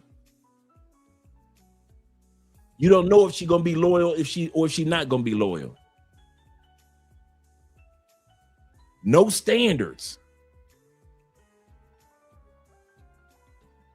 Man, listen. Shout out to Jay Anderson, the great in the building. AMSM says this. He said, I'm not ready to compromise what time I come home. And that's one reason I'm single and I live alone. Absolutely correct. I was the same way when it's kind of funny. A lot of us sit back and say it's compromise, but if you want to be honest, 99% of the time when I was single, I was coming home and going to bed the same time anyway as when I'm married. I'm gonna say this again. Some of us really think that we compromise when you get married or when you get in a serious relationship. Some of you dudes, your body was programmed to go to sleep at 10:30 at night anyway. So when your girl said, what you doing? Nothing. Come to bed with me. And it's 10:30, 9:30 anyway. Man, you was doing that when you were single. Every blue moon you out and about like that late at night. Let's be for real. I'm serious. Okay, let's just talk about Andre. Let's just talk for me. My sleep schedule did not change when I got with Andrea. I had this same dang sleep schedule. The same one, 10 o'clock, 11, maybe 12. Every blue moon, you guys come to town in Tampa, I go hanging out. Or if I'm smashing some chick, I go hanging out. But usually, even Jeffrey can tell you, me and Jeffrey was in the house, man. All them years I was in Tampa, Jeffrey could tell you, me and Jeffrey wasn't running those streets like that. So even if we kicking it with a chick, we're still on the same sleep schedule. So when I hear dudes say, man, hey, listen, I'm telling you now, you ain't gonna control when I come in and come out. Man, you ain't really changing your schedule like that for real anyway. I wasn't. It's like every blue, dude, I kid you not. It's like every blue moon, a chick will call me, Andre, come over and smash. I said, okay, I'll be over. It may be like 1 o'clock in the morning. I come over, I smash it to 2:15. I'm back in bed. I'm taking a shower. I'm going to bed, man. I might wake up at 6:30 and hit it again, but I'm asleep, man. I ain't gonna even lie to y'all. My little sleep schedule, like a lot of you do, you guys are like me. A lot of you brothers are just like me. You will say, I don't want nobody to control my schedule. And when you get in a relationship, she goes to bed like 10 o'clock, 11 o'clock. Your butt was going to bed at 10 o'clock and 11 o'clock when you was single too. Ain't nothing changed. Ain't nothing changed on that part. You just look at it like it's controlling. You think like, oh, she just making me go to bed with her. Well, I don't feel like going to bed. Dude, you was going to bed at 10 o'clock when you were single. 11 o'clock, 12 o'clock if the football game or the basketball game was on. Most of us that's single ain't hanging out till 4 o'clock in the morning on a Wednesday night. Can we be real?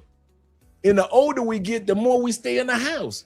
So many of us are homebodies. So if your wife be seeing you at the house a lot, because you like you like college football, Saturday, you like, listen, I'm getting everything set up, got my man cave set up, college football about to come on, shout out to University of Michigan, Ohio State game is coming on, I don't want to hear nothing. Ole Miss and Alabama playing, I don't want to hear nothing from no, you already know, man, you got done mowing the lawn. Come on now, come on, all you married dudes, all you dudes that's been in a relationship, you get up, mow the lawn, you done took care of the lawn, you done took care of the trash, anything that need to be done around the house, You done took care of that because the Ole Miss Alabama game gonna start at 1:30.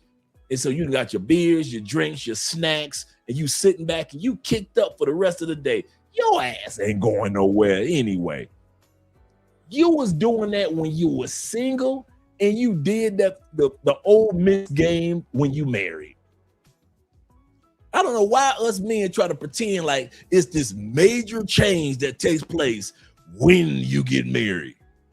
You watching that same Ole Miss, same Michigan versus Ohio State game that you watched when you were single. So it ain't that many changes, or rules. We just make it seem like there's more rules. It's the same rules. You went to the grocery store twice a week when you was by yourself. You went to the grocery store twice, maybe 3 times a week when you was by yourself. You got with your girlfriend. Guess how many times you go to the grocery store? Twice and 3 times a week. You went to the grocery store right around when you got off work at 6:30 or on the weekends. Guess what time you go to the grocery store with your wife? When you get off work, around 6 o'clock or on the weekends. Tell me what a change, fellas, I'm serious. All you single dudes, tell me what a big change is in the relationship. Because most of us do the same ish that we did as a single man in a relationship. I just don't feel like I want to be controlled. I got you. I'm with you. But I'm telling you, most of us that enter in relationships really don't change our patterns too much.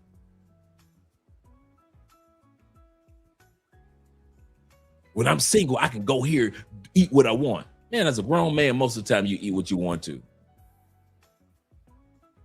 As long as she cooking it, you don't care. I kid you not. My schedule did not, my sleep schedule, my work schedule, my travel, none of that changed. My hanging out with you guys when you guys come to the city. If you guys came to Tampa, we would go down to Ybor City and have some cigars and some brandy. But if you guys ain't coming to Tampa, I ain't hanging out. Me and Jeffrey be locked in his room. I'm locked in my room. We'll come out and watch television for a little while, but we ain't really super TV dudes. And that's it. Man, my life as a single man was just simplistic. It wasn't, I didn't make it difficult. If now, when it came to the ladies I was smashing, I'm smashing at their house. You know, a few came to the house to get beat up, but for the most part, I'm going to their crib. That's the only time Jeffrey saw me gone. I'm going to their crib for a couple hours. I might sleep overnight, but for the most part, I ain't doing it that often. I ain't had no chicks that I was at their house. I kid you not, no matter what chick I was smashing, I was never at their house more than 2 days in a row. If I come over to her house at 1 o'clock, I might sleep overnight, get up in the morning, take a shower, get dressed for work, go to work, and I might see her again in 2 or 3 days. But it was never a back-to-back night for no chick. In other words, I was at home. Now that I'm married, guess what? Unless you dudes coming to the city, when y'all come, I'm doing the cigars, I'm doing the brandy, I'm hanging out, and when y'all gone, I'm at the house.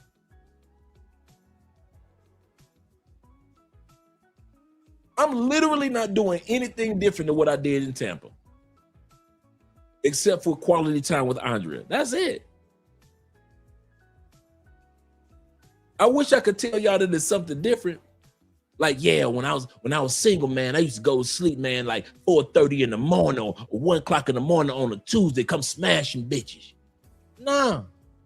Tuesday night, bruh, I'm watching Taylor, dude, like y'all watching me tonight on a Tuesday, Thursday nights, I'm watching Taylor Made Dreams while he on the live stream, while he drinking drinks, talking about DR. I kid you not, I will have my cell phone set up. I will have my dinner set up. True story. When I was single in Tampa, on monk mode. Thursday nights and Wednesday nights and Thursday nights, I will watch Tailor-Made Dreams on his live stream. He will have his drinks. So some of you guys don't know about Tailor-Made Dreams has had 2 channels. His first one, after about a year and a half, 2 years, he shut it down. But then he realized how many people were hitting him up like, man, we really liked your content. He started a second one. That's what most people know Tailor-Made Dreams from, Russ, from his second DR YouTube channel. But I know him from the first one that he started when he was just having drinks. He had just got back from Brazil. He was moving to DR. He hadn't even moved completely to DR yet when he had that YouTube channel.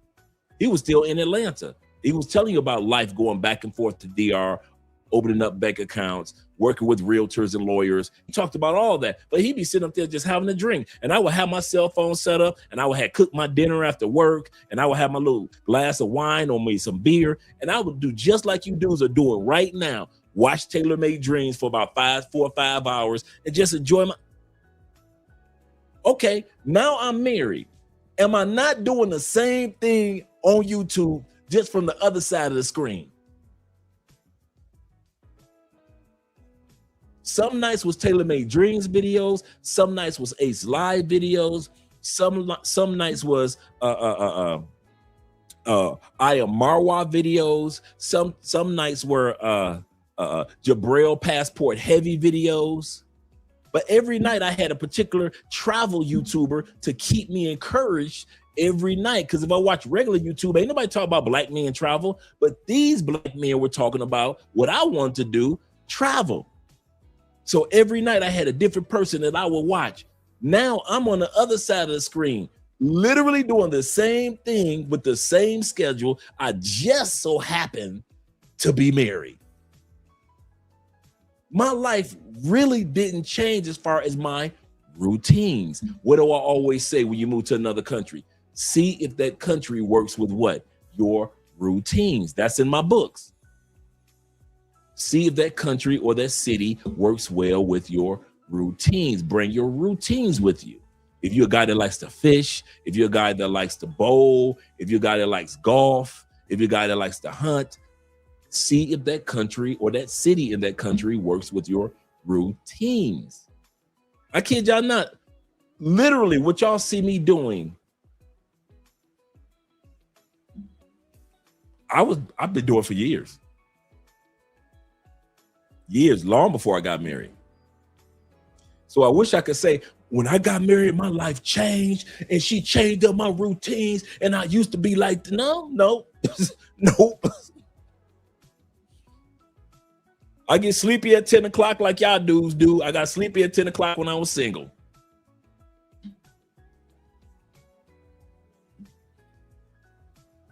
I could be over a chick house, smashing the coochie and still be sleepy. I can't wait to get done hitting this coochie. I'm so sleepy. You ever hit some coochie and you were sleepy? You were like, I want the sex, but goodness gracious, I'd have had a long day, girl. Let me hurry up. Kobe says this. He said, I didn't slow down until my 30s. He said, now I just chill. He said, but in my 20s, I was just like many of us. I was wild, going out 3 times a week, partying all the time. He said, doing whatever. He said, I personally think men should wait until, I'll say that too, till 35 and older when it comes to settling down. I would add to this, settling down with a girlfriend or a wife. I would say it like that. Jay Anderson said this, the great. He said, Andre, do you know how to throw down in the kitchen? Man, I could burn like somebody's grandmama in the kitchen. I could burn.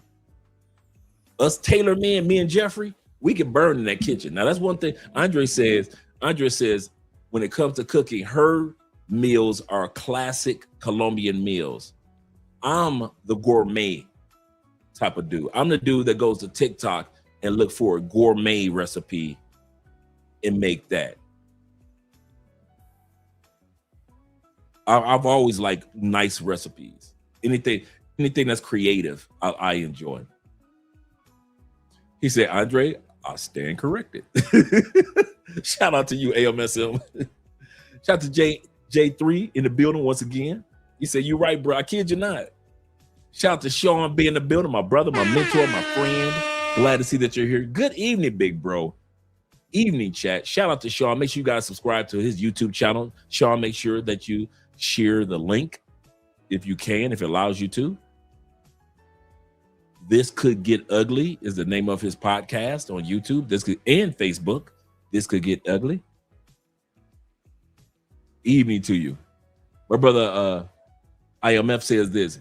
He said it's some childish ego-ish to think that you're missing out if you're not up until 3 o'clock in the morning in the club, like it's BET music video, hearing the same boring ass music 32 times in a row.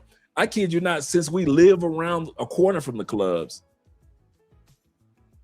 dude, I could be getting up using the bathroom in the middle of the night, right? You got to use the bathroom as a man. Bro, I can still hear the music going, and I don't be missing it. Beautiful clubs, don't get me wrong. But I done been to them. I don't feel like I'm missing nothing. I kid you not, when I'm hanging out with you guys, I like the bars and a lounge. I like salsa dancing. Don't get me wrong. I like going out to a club and salsa dancing the night away with beautiful women in my arms and just enjoying the night. Like I say, I don't cheat, I dance, right? I don't cheat, but I will dance with a beautiful woman. But I have just as fun sitting around with T-Mac or Will or Jeffrey and just having some beers or some gin and tonic and just chopping it up the whole day, laughing, getting our eye candy on, looking at the beautiful ladies just walking by and stuff like that. I enjoy that just as much as I used to go to clubs to 3 o'clock in the morning. Some of y'all go to Medellin, y'all need to hit some lounges, man. Hit some bars. You so busy trying to go to the clubs and party all night. You need to just go to a bar. Go to a lounge, a sports bar. With some partners. Oh man, you have a good time, bro. You have a good time. He said, I do go to bed late now. He said, it varies. He said, young tender be trying to get me to come to bed early. He said, most women I know go to sleep early. That's true. Andrea do too. 10 o'clock, I don't care what day it is, she out like a light. If I make it to bed with her, cool. If I don't make it before that 10 o'clock window, Andrea is asleep. Andrea is asleep. Zeta says this. He said, Dre, one of my old heads told me some guys have book smarts and some have street smarts and some have both. He said, but not a lick of sense. Absolutely correct. Absolutely correct. My brother's a true story. Yeah, man. Me and Jeffrey, man, we was in a house, man. We wasn't living no. Oh, sure, we in Florida, living a single life. We all the ladies up in here. Shh, not us. We got to go to work in the morning. I don't know what y'all dudes thinking that your work schedule gonna change once you get married. Like all of a sudden, you get married and now you ain't going to sleep at 10 o'clock like you used to when you were single. Yes, you will. Yes, you will. Unless y'all doing some intimate things, y'all having little intimacy moments. But other than that, you're going to sleep your regular time that you went to sleep when you were single. He said, I won't be up no longer than 12 a.m. That's true. That is so true. Yeah. He said, I don't go to bed late now. I don't blame you, brother. He said, I think I read that one. Young Tinder tried to get me to stay up. Yeah. Give me the bed. They go to bed earlier. Most women do go to bed earlier. Yep. That is so true. So true. Let me scroll down, make sure I got everybody at the bottom. And Zeta says this. He said, I think I read this. Zeta says, I'm in my 20s. He said, I was definitely partying when I saw these women were in their late 20s. And I said, forget this. I'm chilling out. I was 28 when I really decided to sit down and sit back. Jeffrey said, I'm still like that. Yep. Work, gym, study. Shout out to the cloud engineering classes. Work, chill, study. And Montrez in the building, Mr. Montgomery. That is. He said Andre was running through those snow bunnies. Yeah, that's true. Back in the day. Now when I was out for the snow bunnies. I was like, whoever Umar wasn't hitting, I was gonna hit it in Florida. So all the snow bunnies that Umar wasn't messing with, yeah. If I'm out and it's 1 o'clock in the morning, I'm hitting some snow bunnies. Yeah, that's yeah. Yeah. He said marriage can be a protection layer for the inevitable decline. He said, I won't think about marriage until I'm at least 35. I agree with that. He said, but I understand the value of it. I agree too. That's why I got married again, man. It was a marriage that did anything wrong to my marriage. It was me and her. I'm gonna say that again. It was not the concept of marriage that made my marriage not work. It was the two people in the marriage that didn't make the marriage work. So if I made changes and made sure I had the right woman, and nobody's guaranteed. Me and Andre ain't guaranteed to last. We're praying that we do, and we're in a good direction so far for the first 7 years. But the concept of marriage never made me, when I got married and said, I ain't never doing it again. I didn't feel like that. Now, I would never do it again in the States. No. But the concept of marriage itself didn't do anything wrong to me. It was just me and the person who I was with, it just didn't work out. But you got a lot of brothers that say, I'm not getting married again. I don't blame them either. Okay, let's go back to the video. Because the brother was explaining how marriage was like, no, that's all right. I got married, so I got to think it's marriage. I think it's like overrated. Entitled. Yeah, it was like you start trying to think you could tell me what to do. Like before we got married, we was traveling, having fun. And then we got married, and it was like, she got like serious, more serious. It started to be like, those questions on the first date, like, so what do you see yourself at in 5 years? And what's your plan? And She was asking you that after marriage? She was asking it before, but she got really more on it after the marriage. And she should have been. I don't get where this brother is coming. A woman that's a wife will ask questions that a girlfriend only assumes. Did I not say earlier, a girlfriend would assume about your life insurance policy and her life insurance policy. A wife is not only going to check on I'll give you a perfect example. Me and Andrea we are on top of our life insurance policies.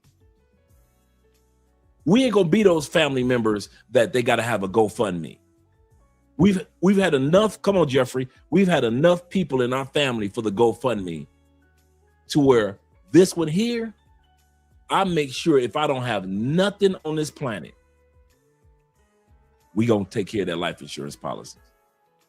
I know what I get if Andrea passes before me. I know what she gets if I pass on before her. Here in Colombia, they do it. Now, I don't know about all policies in the States because some policies go by lump sums. But here in Colombia, the policy that we have with MetLife, the same MetLife that's in the States, they give her or me a lump sum every month for the rest of our lives. So if Andrea passes on before me, based on our MetLife policy, I get a lump sum of money every month for the rest of my life. if I pass on before her, she gets a lump sum every month for the rest of her life. And we have whole life insurance. So, you know, a whole life, they use part of the money and put it towards investments. So we have whole life. So she's going to have those investments as well as my Fidelity and my Vanguard investments as well as my Social Security. She gets that. So we have a folder with all the phone numbers, who she contacted at the Social Security Administration. How does she apply for my Social Security? How does she, when does she apply for my Social Security? In Colombia, I mean, in the States is like this. If you have a foreign woman, that's your wife, or even your common law, your common law wife, this is how it works with Social Security. If she is under the age of 60 and does not have children by you, she has to wait until she's 60 to apply for your Social Security. If at any point in time she's with you and she has a baby by you, that woman, if she's your wife or common law wife, not your girlfriend, but common law wife, she can apply for Social Security at any age, and the checks will start like within a month or two, because she's your wife and she has a child by you. That's how Social Security works in the state. Just in case you guys are ever wondering, if I got a foreign wife, can she get my Social Security benefits? Yes, she can. It depends on her age and if she has a child by you. So we've got all the paperwork, and it's real simple. And I kid you not. There's like a phone number that Andrea calls down at the U.S. Embassy, and the U.S. Embassy sends her a real form, an application. She fills that out online. Then they send it to the Social Security Administration. Bada bing, bada boom. Andrea's getting checks to her bank account here in Colombia. What's my point? You don't talk like that to your girlfriend in Colombia. You talk like that to your wife in the Philippines. Your common law wife, your wife in Thailand, your common law wife, your wife in Kenya, or your common law wife if that country has common law. So when this dude is talking about, man, we used to just talk stuff periodically when we were boyfriend, girlfriend, then she got serious. She's married to you, bruh. She's supposed to talk serious stuff. When she's your girlfriend, y'all ain't on no medical insurance policies together. So y'all don't need to know no insurance numbers, no emergency insurance numbers, none of that. Y'all ain't on insurance policies together as a boyfriend, girlfriend. Y'all got separate insurance policies. Now that y'all married, y'all might want to think about getting joint medical insurance that covers both of you and the whole family. I think some of us men, have I not said earlier, most men are not made to be husbands. Part of knowing your value is knowing who you are, even in that dynamic. Most men are not wired to be husbands. They are like this gentleman. They are made to be great boyfriends, great, situationships. But when it's time to be a husband and move like a husband and think like a husband and think for the future like a husband, most men don't cut it. And most women don't either. Not today. Maybe there was a time before, but in today's world, no matter what country you go to, most men, most women are just made for situationships we ain't that good when it comes to marriage. There is no way in the world, if my wife decides to let's talk serious about investments. When I got married, I called Vanguard and Fidelity and asked them, upon my demise, what do I need to do? Look like I froze for a second. Yeah, look like I froze for a second. I'm setting up my trust, so there's no problem. I've got land in Tennessee. What about the land, Andre? I've got like 12 acres in Tennessee. So what about the land, Dre? All that has to go up under a trust, not just a will, but a trust, Dre. Those type of conversations you are having with the wife. And if you are fussing and cussing about having serious medical insurance conversations, what if something happens to you, what you want her to do conversations. Yeah, you right. You ain't built for marriage. And she made a major mistake with thinking about marrying you. Talk about this gentleman here. And I don't even know him. But we're just going off of what he's saying and what he's stating. And he sounds like he wants to be a Toys R Us kid. He doesn't want to grow up. There's a million toys at Toys R Us that he can play with, from bikes to trains to video games. Right? And a lot of us men are like that. We're Toys R Us kids. You want love, you want loyalty, but you don't want the responsibility that comes along with love and loyalty. You want her to be traditional woman, cook, clean, sew, grow, sex, silence, sandwich, fit, feminine, friendly. You can quote all the Kevin Samuel stuff, right? But when it's time for you to be a traditional husband, in other words, the responsibilities of the household of the gardener, now you don't want to be a gardener. Now you don't want to be traditional. That's crazy. That is crazy. My brother Ronan says, he said, I have these conversations with my clients thank you, Ronan, because you are in that industry. I have that conversation with clients all the time. Me and Andrea on top of it, bruh.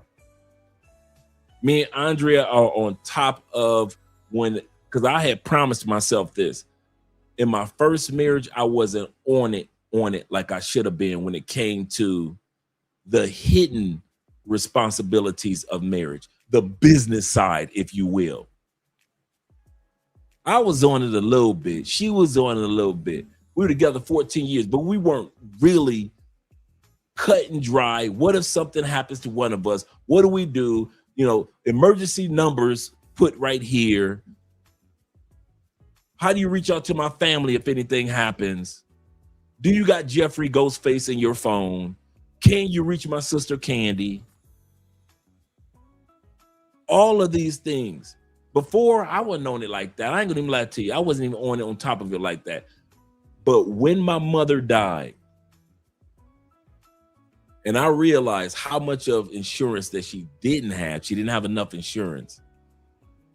And I had other family members that passed on, and they didn't have the level of insurance that they could have had to really take care of their loved ones the way that they could have.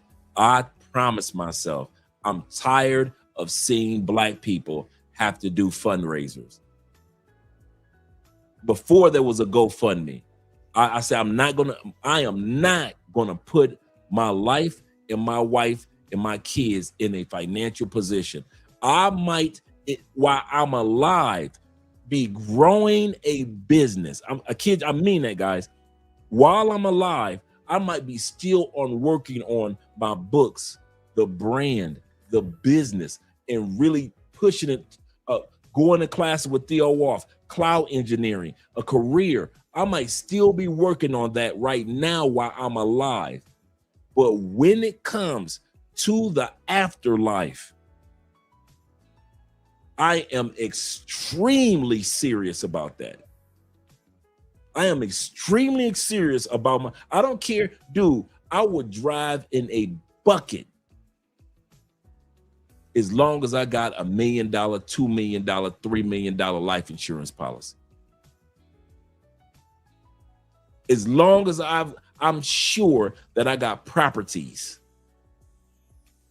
As long as I know that I've got my I don't care if you're a businessman, you got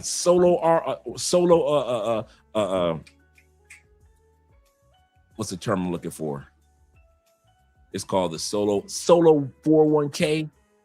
It's for those that are in business and you want to still have your own 401k going. You could go to Fidelity, or you go to JP Morgan or Chase.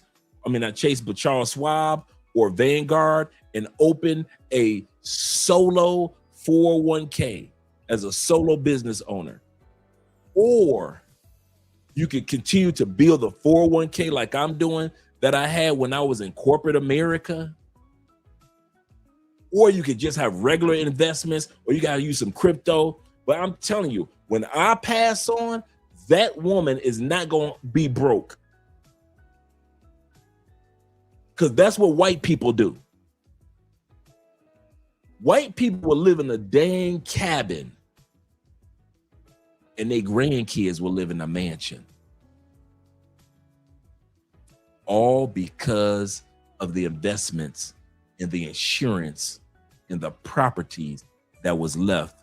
The Bible says a great man or a wise man leaves an inheritance for his children's children. A wise man leaves an inheritance for his children's children. When I got out the feds, remember I told you guys, I got out the feds after doing 10 years. My grandfather stood on that, and I had a fresh $20,000 check waiting on me the day I got out the feds. I didn't even know about it. I didn't know about it until 2 months before I got out the feds. That money had been waiting on me for 4 years. I didn't even know my grandfather had passed on. This was my dad's dad in Tennessee. So I didn't even know granddad had passed on. I'm my favorite granddaddy too. So I didn't know he even passed on. And he made sure his children and his children's children. That's how I got the 15 to 12 acres in Tennessee, 12 acres of land and a check for $20,000 waiting for me when I walked out the feds. That's what I want to do for my children's children. My life on this planet, it can be great economically, it can be plain economically. But I bet one thing, Andrea's life ain't gonna be plain. Bet that. My kids' life ain't gonna be plain. Bet that. And my grandkids' life are not gonna be plain. You can bet that. If you ever want to know what my 100% focus is my economic afterlife. Some of y'all think about being ballers for right now. Now, I'm with you. I'm the same way. But I'm also thinking about the afterlife, man. If you do not have some form of life insurance, I don't care if it's just $50,000. Start off at $50,000, you're paying $20 a month. I don't care what the hell it is. Get yourself some life insurance. The number one thing that caused Black people to fall behind white people, property ownership to pass on to the next generation. And we know that it was because of them setting us up, the redlining and all that. I got it. Property ownership and life insurance policies. Because even when we did have the policies, at one point in time, they weren't fulfilling the policies. So we couldn't keep up with white people because they wouldn't let us buy the quality houses. And then when we did get a little bit of life insurance policies in the 50s, 60s, and 70s, they were not fulfilling the obligation of the policy. So the mothers, a lot of time, and the children were losing out, even though dad paid on that policy. Well, it's a different day today, bruh. That era has passed. Get you some type of coverage, man. And I live in another country, so I've got coverage in the United States, and I've got policy coverage here in Colombia. So if you're in another country, I do not want to hear that excuse, well, I'll get it when I get back to America. I don't live in America, and I got the same MetLife life insurance company that I use that I was using in the United States. No excuse. No excuse. No excuse. That, I kid you not, bro. That right there, if y'all want to see behind the scenes of Love Crossing Borders, that one right there, I do not play with. I do not play with. I'm tired of seeing family members and friends mamas. We all got to do a GoFundMe or a church fundraiser from sister so-and-so. She was faithful to the church, but she never got life insurance policy. She was putting money in the church year in, year out, never missed tithing, always giving to the church. But when it came to paying towards a life insurance policy, sister so-and-so did not even have a policy. Brother so-and-so was a deacon in the church for 25 years. Faithful tithing. He was faithful at helping the kids on a basketball court and on a football field. But when he passed on, he had no insurance policy for his burial and for his family and for his future. After all he did for that church, he didn't take care of his family. And I promised myself, I am not going to be one of them Christians that go out like that. I am not going to be one of them Christians, bro. I kid you not. My family going to have money to pay for the cremation. Why? You ain't getting buried, Dre? Nope, I'm doing cremation. Why? I already told Andrea, I want to be cremated. Do not put me in one spot. I'm a verb, not a noun. I am a verb. I'm there, I'm in, I'm around, I'm through, I'm over, I'm under. I'm a verb, man. I'm not a noun. Nouns get put in one place, okay? Verbs, we're action words. I say, I want to be cremated, take my urn, go out to, I don't care if it's off the coast of Cartagena. I don't care if the coast of Costa Rica, the coast of Panama, or the coast of Florida. I don't care if it's off the coast of South Africa or the coast of Chile or Peru.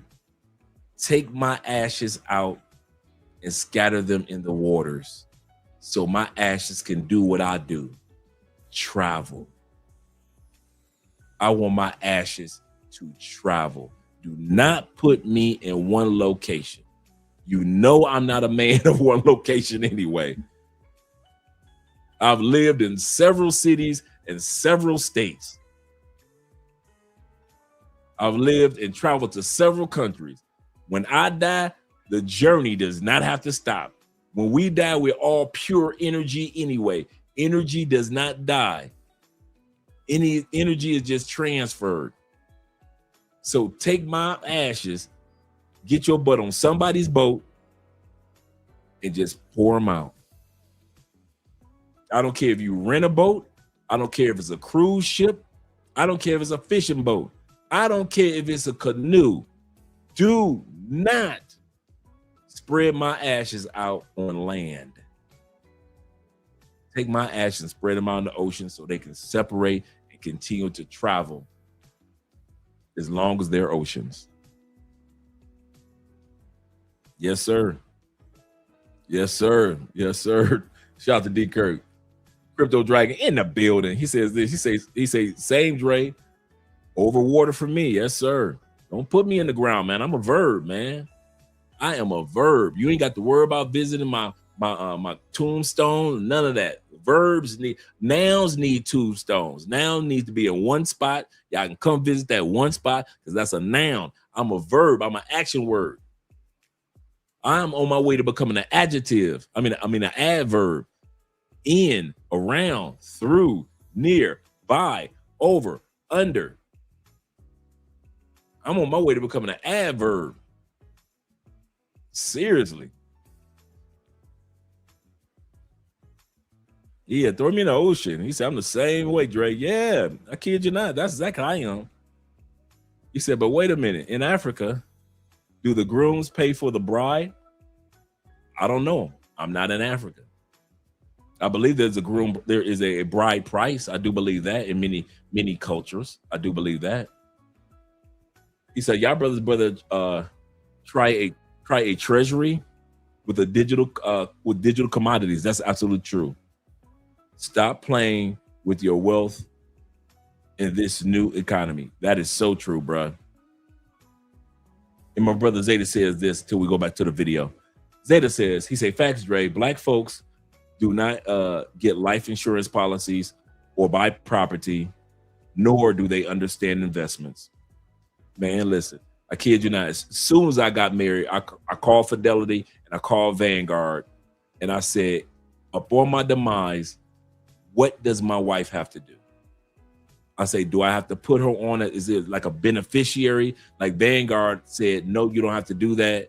All she has to do is just send us proof of marriage, and we'll make sure that she gets, we'll take it from there.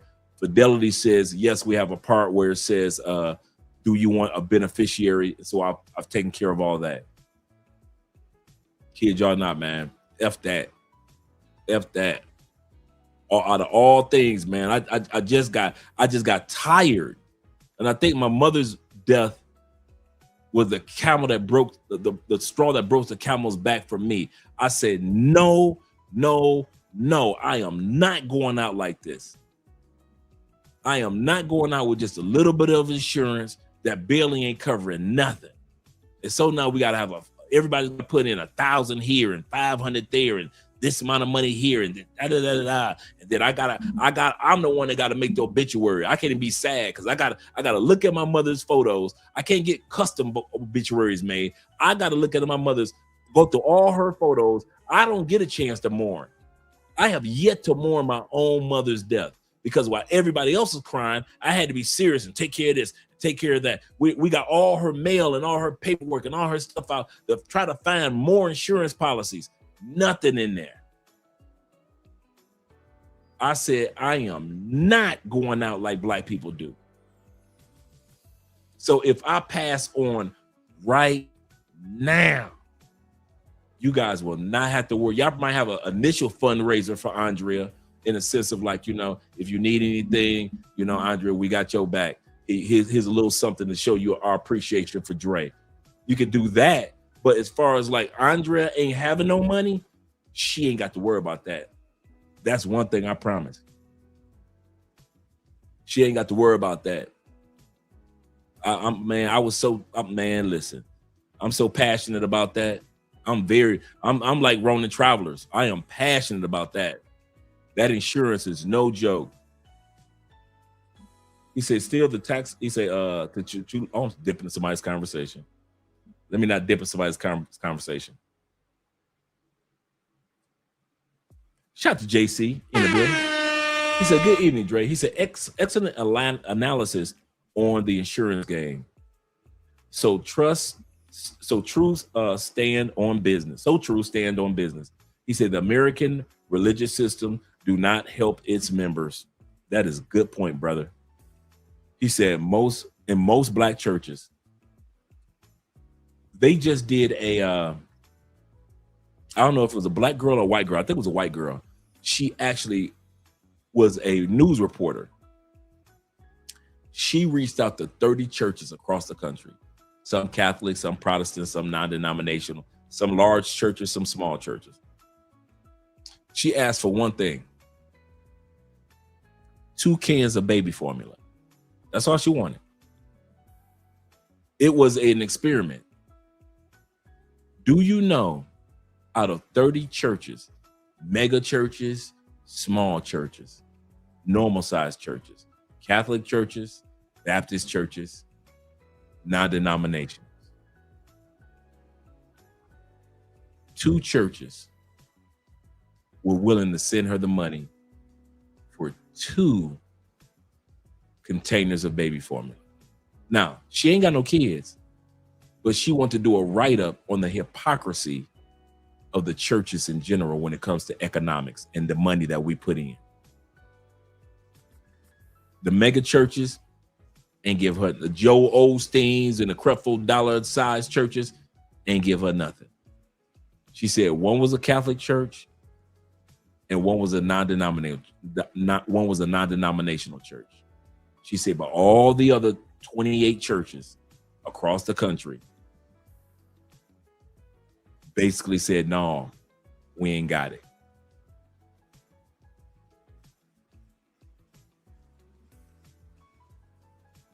He said, I have $1 million in life insurance policy plan. I don't blame you. Yep, Creflo, all them mega churches, man, they showing no love. He said, I told my people, if I leave this earth at any time, don't bury me, spread my ashes across the land. That's right. And donate me to science. Absolutely correct.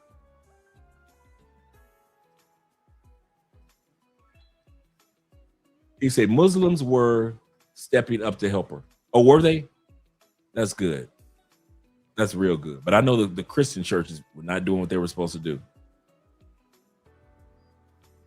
He said, God forbid if something happens to you, Dre, then Love Crossing Borders will continue to move forward with Andre. Yeah, oh yeah, with Andre. Yes, sir. Yes, sir. Yeah, Creflo needed another private plane. That's true. Ronan says this, gentlemen, life insurance is great, but tie it to your trust.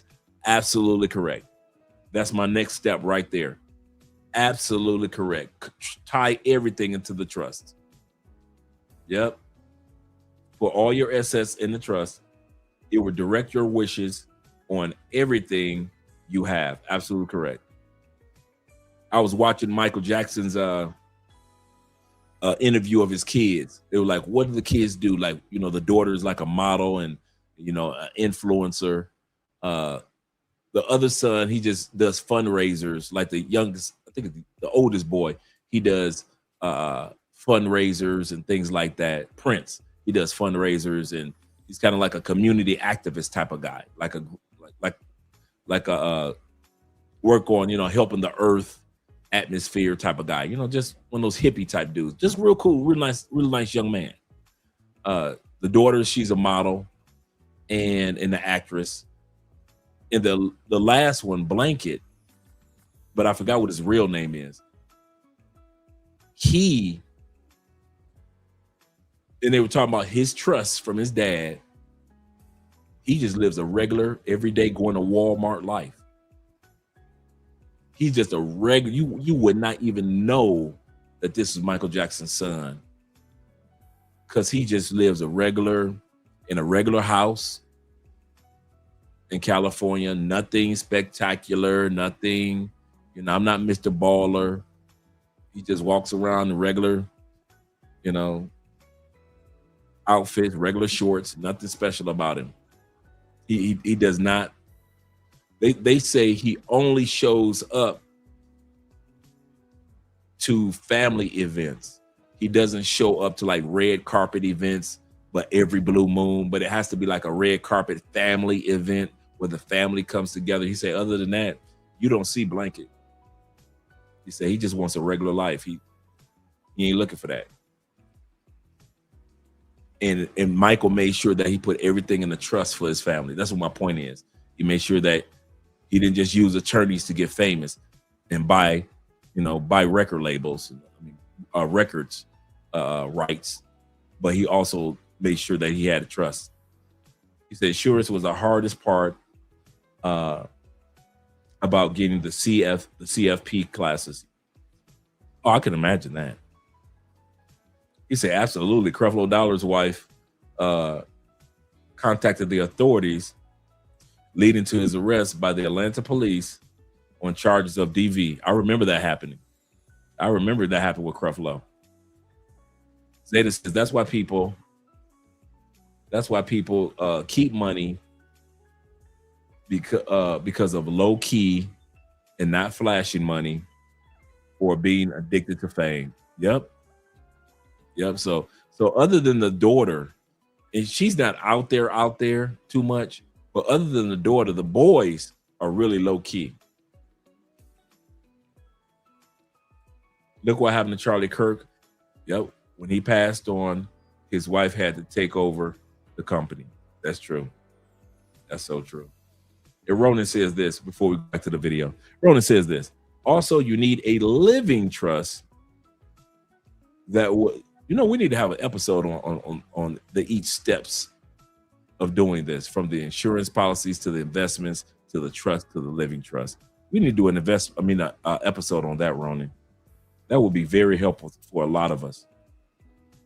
He said, also, you need a living trust that will in the event you be in a coma. I've got that, by the way.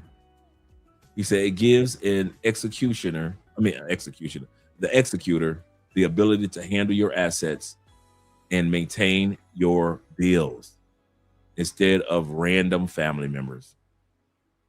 That is so true. Somebody's got to have the power of attorney. That's absolutely correct. Okay, so like we were saying earlier, this guy is complaining because his woman was saying, now it's time to get serious about our relationship. And he didn't understand what serious was, I guess.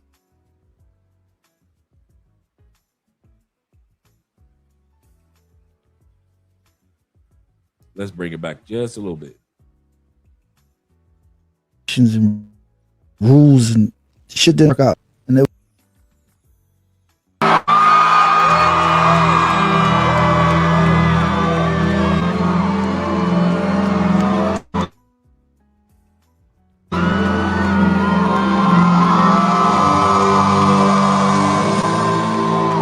And then once we got married, it started to be like stipulations and rules and shit didn't work out. And it was more fun before I got married. So I got a thing against marriage. I think it's like overrated. Entitlement. Yeah, it was like you start trying to think you could tell me what to do. Like before we got married, we was traveling, having fun. And then we got married and it was like, she got like serious, more serious. It started to be like, those questions on the first date, like, so where do you see yourself at in 5 years? What's your plan? And what's your... She was asking you that after. She was asking it before, but she got really more on it after the marriage. There's way more at risk now. Now you guys got to be serious. But now you're not fun no more. Now the number two is like, she don't care about that shit. What we doing? Where we going? Of course she doesn't. She don't live with you. She's not Kinda, legally sorta. tied to you. When I got divorced, she remarried and had a baby within the first year of the divorce. And I did the house. I got a kid with her in New Orleans. Like, some women just want to be married. It looks better. Okay. But for me, it wasn't fun. I want to have fun. So would you when say, they get too serious, I'm So cool. this the Would you funny say- part. Yeah, he acts like a fucking kid, bro. No, I've been working on my cousin for the night. He acts like a kid, bro, for real. After the divorce, got her pregnant. That's how stupid that is. After the divorce, got her pregnant. And now, but I got her a house and he's paying child support. So all the things that you would have did for her in a marriage, you are doing for her. That's how stupid that sounds, man. All the things that you would have done for her anyway in a marriage, giving her a child, providing a roof in a home, making sure the child is well taken care of. You're doing it anyway. But now you got to do it by courts outside them. That's, oh my God, man. Black men, we got to get it together. We got to get it together. You wait until you divorce her to get her pregnant. You wait until you divorce her to give her a home, buy her a house. You wait until you get her pregnant. Now you got to pay child support. And now you can only see your child when the courts. You was upset that the courts were involved in your marriage, but now you got to accept the courts being involved in your child support. Boy, y'all stupid. Y'all stupid. This is a Pookie extraordinaire, bro. Remember when I mentioned to you guys before I see when I'm putting these videos together, I watch the beginning part to make sure that it gels with our theme for the night. I don't watch a whole video. So a lot of times I'm seeing stuff for the first time with you guys. That's why I'm kind of like reacting the way that I'm reacting, because I hadn't heard this before. Goodness, great house. Yep, bass backwards, doing it backwards. Shout out to my brother, the African Wolf, in the building. Say, nah. He said, don't lump all us with this Pookie. Yes, sir. Pookies need to get together, man. Seriously. Kenny People says this. He said, AB, Dub love to complain. So let's build up a brothel. I guess that they'll complain about that too. Yeah, they complain about that too, man. Goodness gracious, how dumb can you be? He said these dudes like this that make serious men in marriages look like a joke. Is guys out here that really want commitment. And that's the sad part. The us dudes that are serious dudes, they make us look bad. You say, whoa, Dre, you say, what's this dope got to do with us for real? Hey, my bad, kind sirs, my bad, gentlemen. I know there's a difference between the ninjas and the black men, and this here is a ninja. He said, that ain't a black. Yes, sir, I agree with you. I'm not black, I'm OJ. Okay. I kid you not. Goodness gracious, man. Goodness gracious. Got her a house, but you got to pay child support because you got her pregnant after you divorced her. And then this is a part before we go back. But then when we tell women, y'all get pregnant by these pookies that are irresponsible. You chose them. You stayed with them. You spread your legs and your seed for these men. They want to blame him. They want to blame these dudes. Well, he was irresponsible. No, you stayed. Even after the divorce, you stayed. You kept your legs open. You kept your seeds open. And so any dude that date her, here we go with the stepdad scenario. Any dude that dates her gotta deal with this dude for 18 to 25 to 30 years. He is the perfect example why being a stepdad is a bad deal, because some of these biological dads are dumb as heck, bruh. Some of these stepdads are dudes that you wouldn't want your partner as in real life, would you? He wouldn't be a dude that you would hang out with in real life, right? And you got to be stuck with this type of personality that in real life you wouldn't even tolerate, but because you love this chick with this kid, you got to tolerate this type of dude here for the rest of your life. That's what makes being a stepdad, for in many cases, not all cases, but in many cases, a bad deal, man. Got to be stuck with this moron for the rest of your life because you in love with the chick and the child. It ain't worth it. He said, exactly. They stay even when the red flags showing, and don't blame him. The ladies, you stayed and wasn't smart enough to keep your legs closed. That is facts. Did the marriage for her? Yeah, and I wanted to try it. I'm with trying shit. Pause, you know. it wasn't all what it was cracked up to be. Mm. Did you have a kid before y'all got married, or you had a kid after y'all got married? Before, but the marriage shit was. It was like, I'm saying, It got boring. It wasn't like the girl that used to jump on the plane and come with me somewhere, and we could go to the fuck the money up. it sounds immature, but she got really, really, really responsible. shit ran me away, man.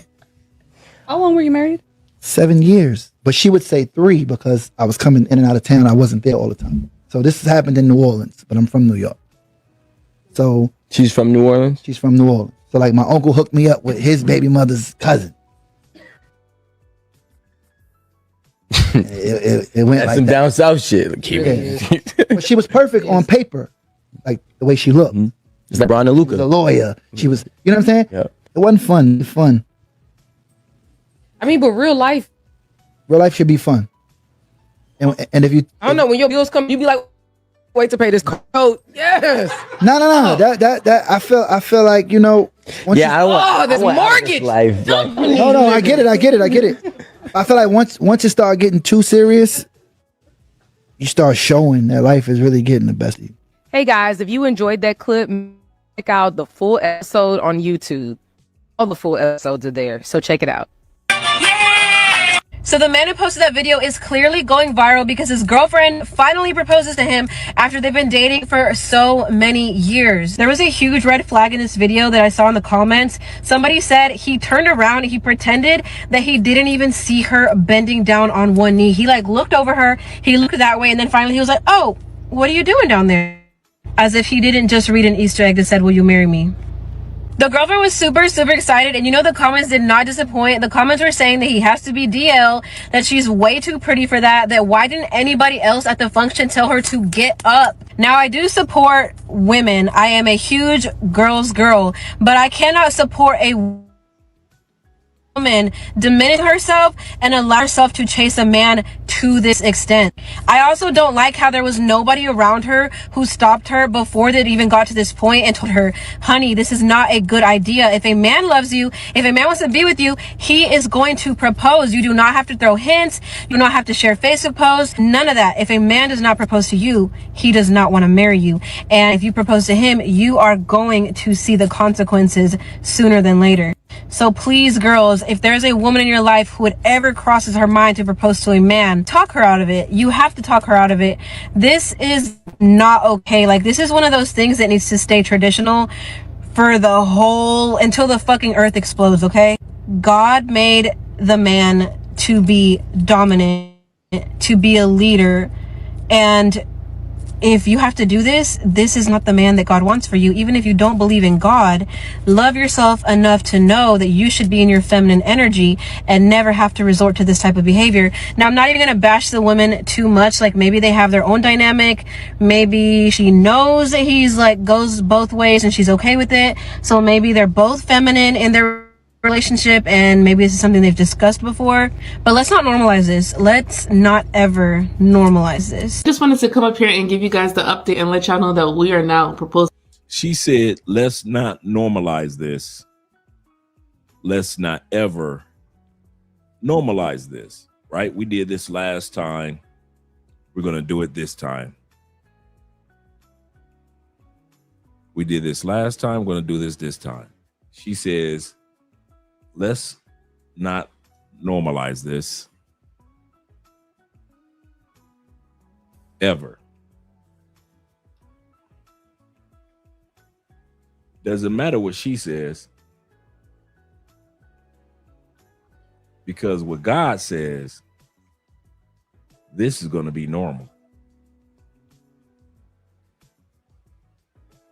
Isaiah chapter 4, like you guys often hear me quote, verse 1.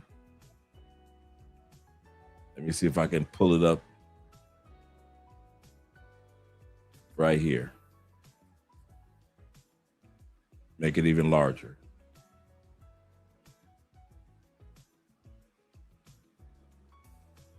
Okay.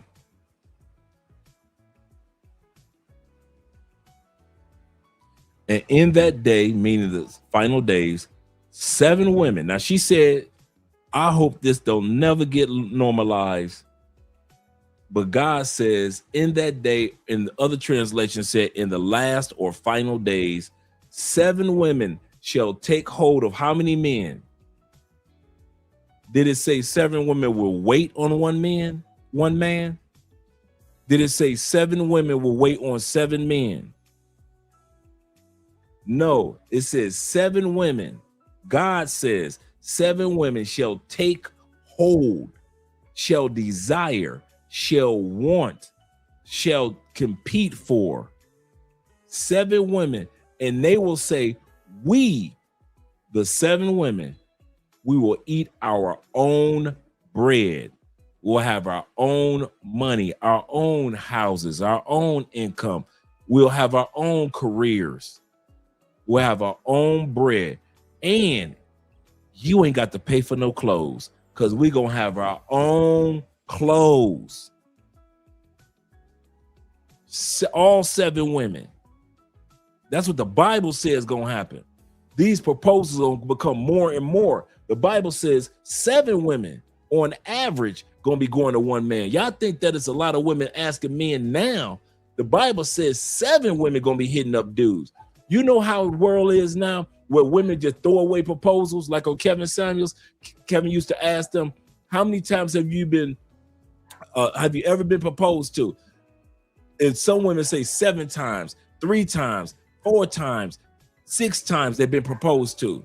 Why didn't you accept any of those proposals? Remember Kevin Samuels used to say that? It's going to be the opposite in the future. In the future, women are going to be coming in masses, according to the Bible, to ask you men, you quality men, not everybody, but you quality men. And they're going to say, baby, I got my own money. I got my own career. I got my own job. I got my own investments. And I got my own clothes. You ain't got to spoil me with no Birkin bag. I got my own Birkin bag. You ain't got to get me no red bottoms. I got my own red bottoms. This is what we need for you to do for us. The Bible says this.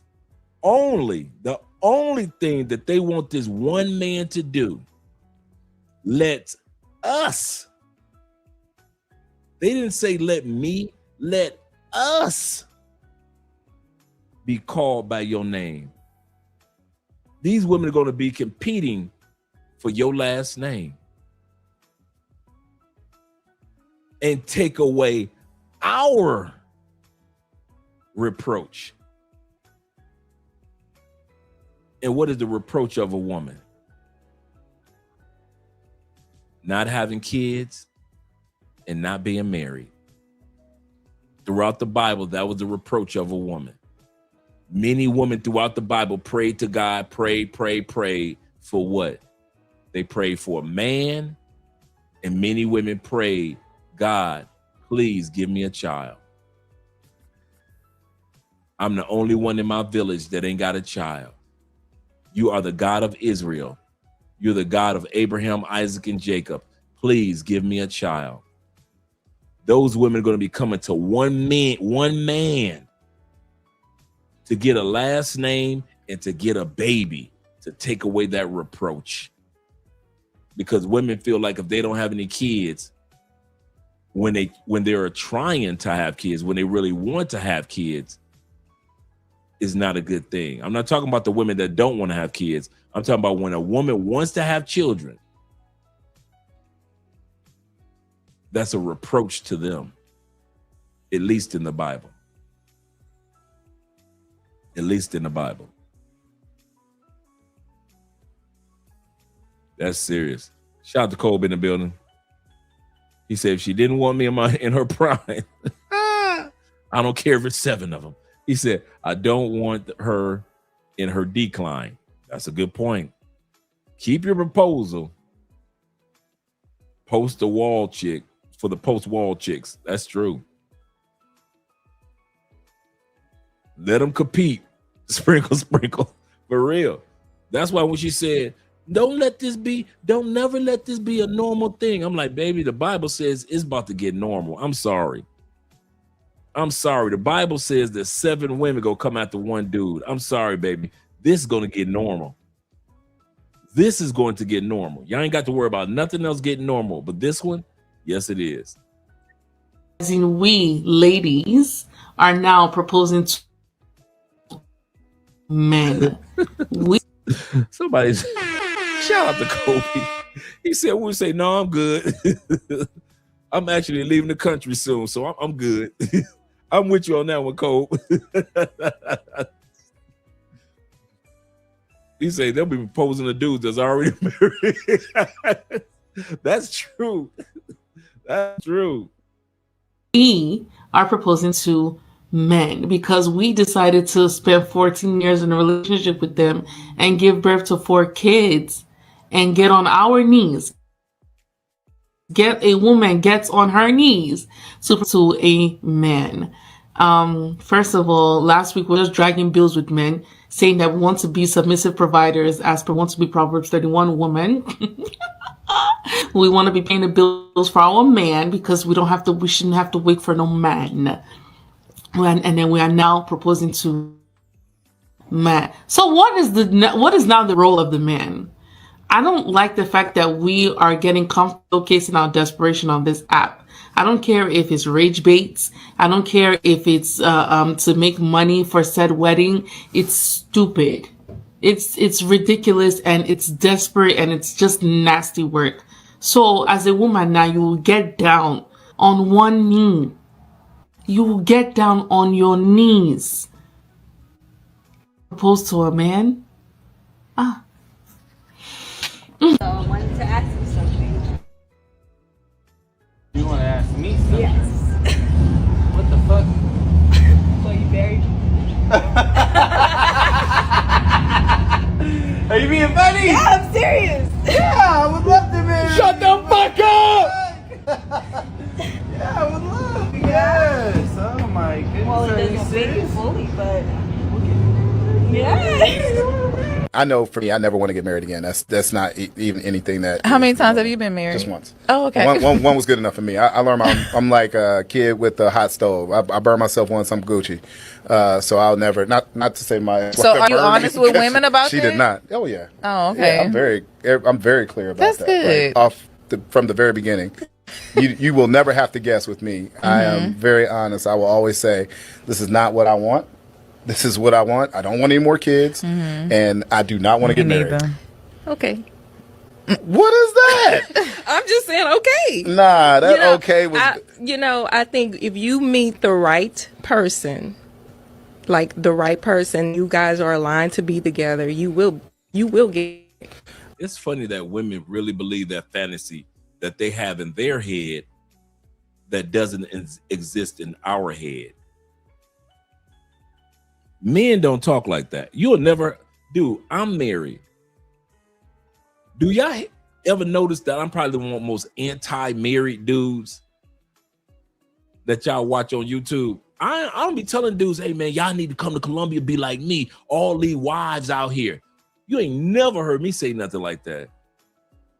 I know you dudes say that y'all ain't gonna get married, but man, you go come out, man, the right one gonna make you change. You ain't gonna never hear me say no trash like that. Women think like that.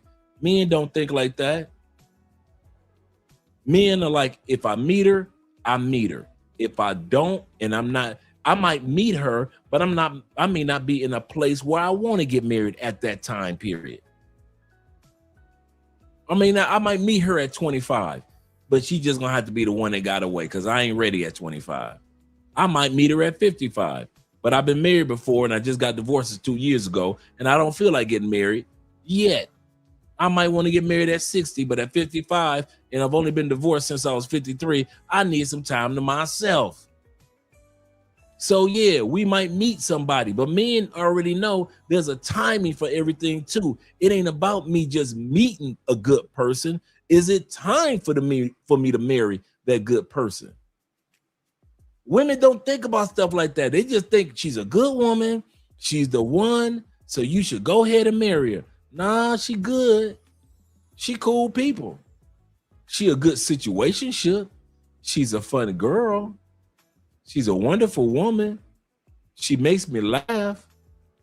But I'm not about to jump the broom with this woman just because she can crack a few jokes.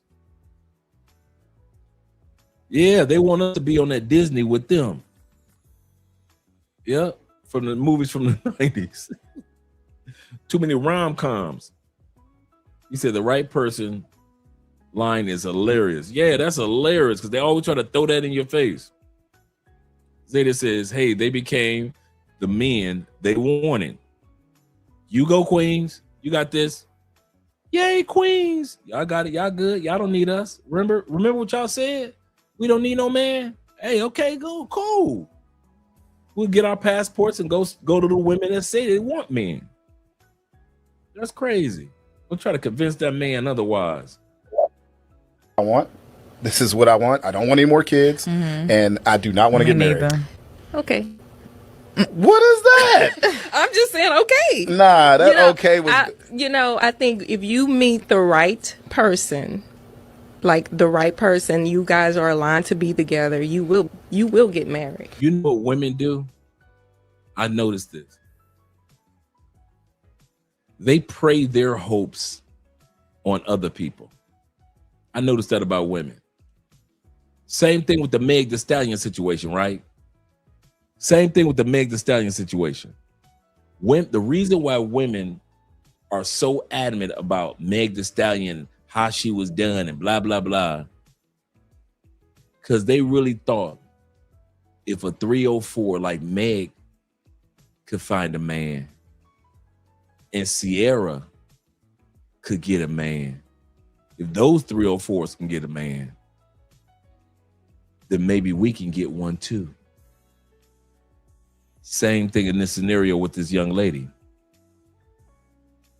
If a woman could convince this brother who she talking to marry them, this sister thinking, maybe I could talk somebody into marrying me. They always project their little fantasies on everybody else and don't think that we see it. Whether it be their fantasy for themselves or for another woman. AMSM says this. He says, Dre, you in Colombia? He said, leave the hot girl commentary alone. I will, my friend, I will. He said, women think that if it makes sense to F me, everybody else. Yep. They really do, man. Zeta says the Women Project. Shout out to E Breezy in the building as well. He said the Women Project all the time, like seriously look at them, and they tend to try to vicariously, and that's the key word, vicariously live through other women's. It's delusional. Yep, absolutely correct. You guys called it the Women Project. Esco says this. He said they think that they can replicate the result. You guys are calling it. You guys are calling it. They think they can replicate the results with none of the advantages of the women they're looking to. Yeah, they ain't got to be like the women they're looking to, but they think they can replicate the same results. That's an excellent point. Shout out to Theo being in the building. He said, I enjoy watching these women become He said, I love it. Pulling out the big bowl of popcorn. I love watching them becoming old and alone. I don't think so. Well, and the reason being is because marriage doesn't hold the same value to me as it may other people. Yeah. So for me, like marriage is just like a piece of paper. Like I don't mind being in a monogamous relationship. We can live together. We can do life together. We can grow together. We can have joint accounts. We'll do everything that looks like marriage on paper, except for the ceremony. Is it the process? You know, the marriage that woman is currently viral for proposing to her daddy at her 7th baby shower. Here is the proposal, and here she is getting down on one knee while heavily pregnant in front of her king to let him know that it's time to make an honest woman out of her. No, I'm not sure if all 7 kids belong to them together, but it doesn't seem so. This is the woman who proposed to her baby daddy, Nicole Marie, on Facebook. She has been clapping back all day long. Let's read her caption about her proposal. So, a woman proposing to a man is desperate and a pick-me, yes, but a lot of y'all watching y'all baby daddies, other baby mamas pages in shambles. Let's pause here. Ladies, I need y'all to stop assuming that all women have baby daddies. Please. She then goes on to say that a lot of women are fighting over and that no other woman beside her has found a man who is worth proposing to. I feel like if he was actually worth his, what do I know? Ladies, you might believe that a baby is a bigger commitment than a marriage, but guess what men believe?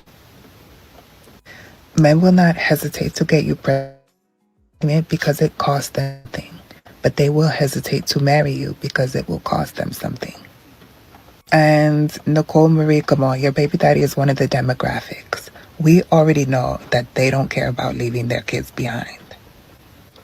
You can tell that her little caption is just her trying to make herself feel better about having baby after baby after baby with a man who does not value family building or commitment. And even if he said yes out of embarrassment and put that ring on his finger, he's not going to marry you, because if he wanted to marry you, he would have done that a few kids ago. I've actually heard quite a few women in my lifetime say, oh, I don't want to be a baby mama, I want to be a wife after having kids.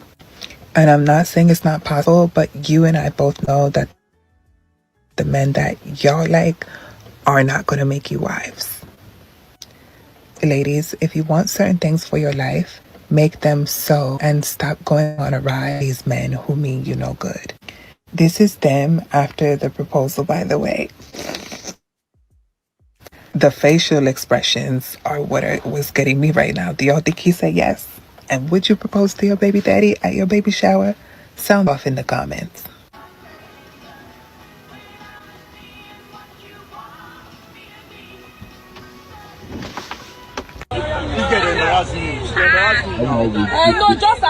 We're back in Africa. This is not just an American thing. We're back in Africa again. You know, Africa, they do the double knees. The ladies just don't get on one knee. They get on both knees. I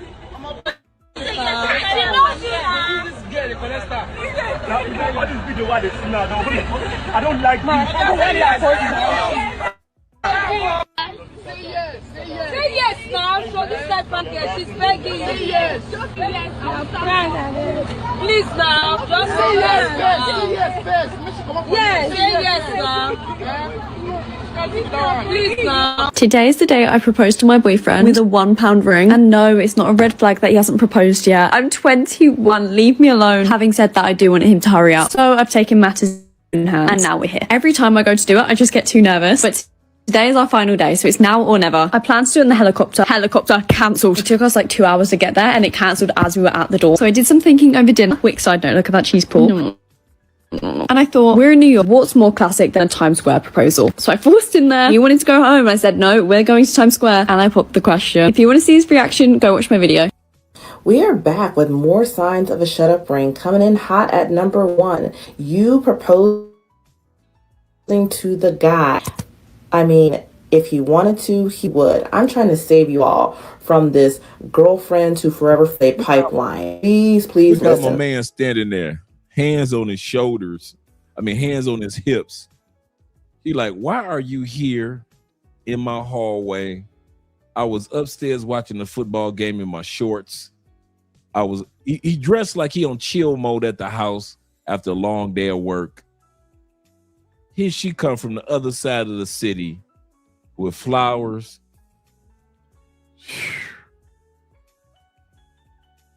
I'm telling y'all, according to the Bible, each one of you dudes need to get ready for 7 women that's going to come your way. There are only 3 ways it can ever end if you propose to a man. Number 1, and this is the most common, he is going to say no and embarrass you in front of everyone, because if he wanted to marry you, he would have asked. So please, don't let this happen to you.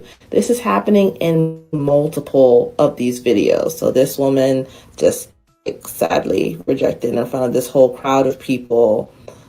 He literally tells her to get up and tells people to turn the music on to cover up this very embarrassing moment.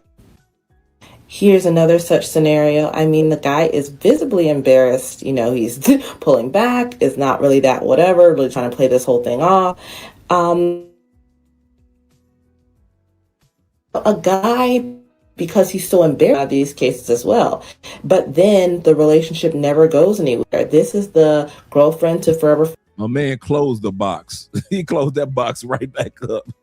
Fiance pipeline in action. You know, this guy takes the ring, but he said no to start with. He was like, no, why are you doing this? This is embarrassing. And then he goes ahead and puts it on. And it's just like, okay, but I would love to see where this ended up happening.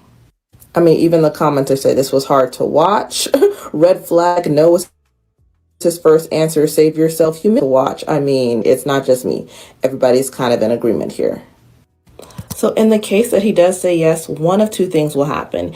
Either you'll be a forever fiance or he'll marry you, but he won't be that excited about it. You know, a lot of women, the proposals that they themselves want, you know, they give him the romance, the tenderness, care, the consideration that they wanted to receive from the man.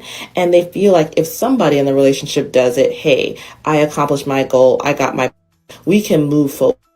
Because the common denominator is most of these relationships have been going on forever. I mean, check out what this one has to say. Basically, me and my boyfriend have been together for 12 years. 12 years. The one in the first video, 5 years. Another one also in 10 years and 7 years. Baby, he's been with you just as long as you've been with him. If in a decade he hasn't figured out he wants to marry you, it's because he doesn't. And some women say, well, what if we haven't been together that long? What if it's only been a year or two? And what if he was planning to propose to me? Why can't I be excited about my man? Well, let me tell you what happens in those cases. I wish I could have found the video. But a couple years back, one of the Miss America contestants proposed to her boyfriend backstage when she came off. And the guy looked so taken aback. Why? Because he was planning to propose to her. And then after, like, she goes back out and performs or something. So basically, he ends up re-proposing to her, but he was like very upset and clearly disappointed because he had this whole thing planned. He wanted to propose to her, and I guess not at that time because he didn't want to shine away from her. But yeah, if he wanted to propose to you, if he's actually going to propose to you, you're stealing his special moment. Men who are excited about you can't wait to down on one knee. So don't rob him of the moment. And the thing is, if it's been a long time, he was not going to propose. Women, we think we're being slick. You think you're going to chivvy the relationship along. You're not. All you're going to do is force things to a head. It's okay to leave. If he's never going to be the one, if he's never going to be as excited about you as you deserve, it's fine. Just run. You deserve someone who adores you, who can't plan a special proposal for you. I actually had a ton more points, but of course now I've run out of time. So if you want more, like and follow for more. You think you want to get married one day? No, marriage is not for me. You know what I mean? The custom and it's not a good business move for me. You know what I mean? But I am all for. Why you mean not a good business? Yeah, I wouldn't want to marry. You know, well, first of all, let me just say, you know what I mean, to be able to go and sign an agreement, you know what I mean, to the courthouse to validate my love or to validate how I'm gonna show up in your life, like it just doesn't equate to the type of love that I have to give. Some people feel like for legal purposes, like if something happens to somebody, yeah, that's already protecting you. I mean, I don't know, you know, that's not how I was raised, you know what I'm saying?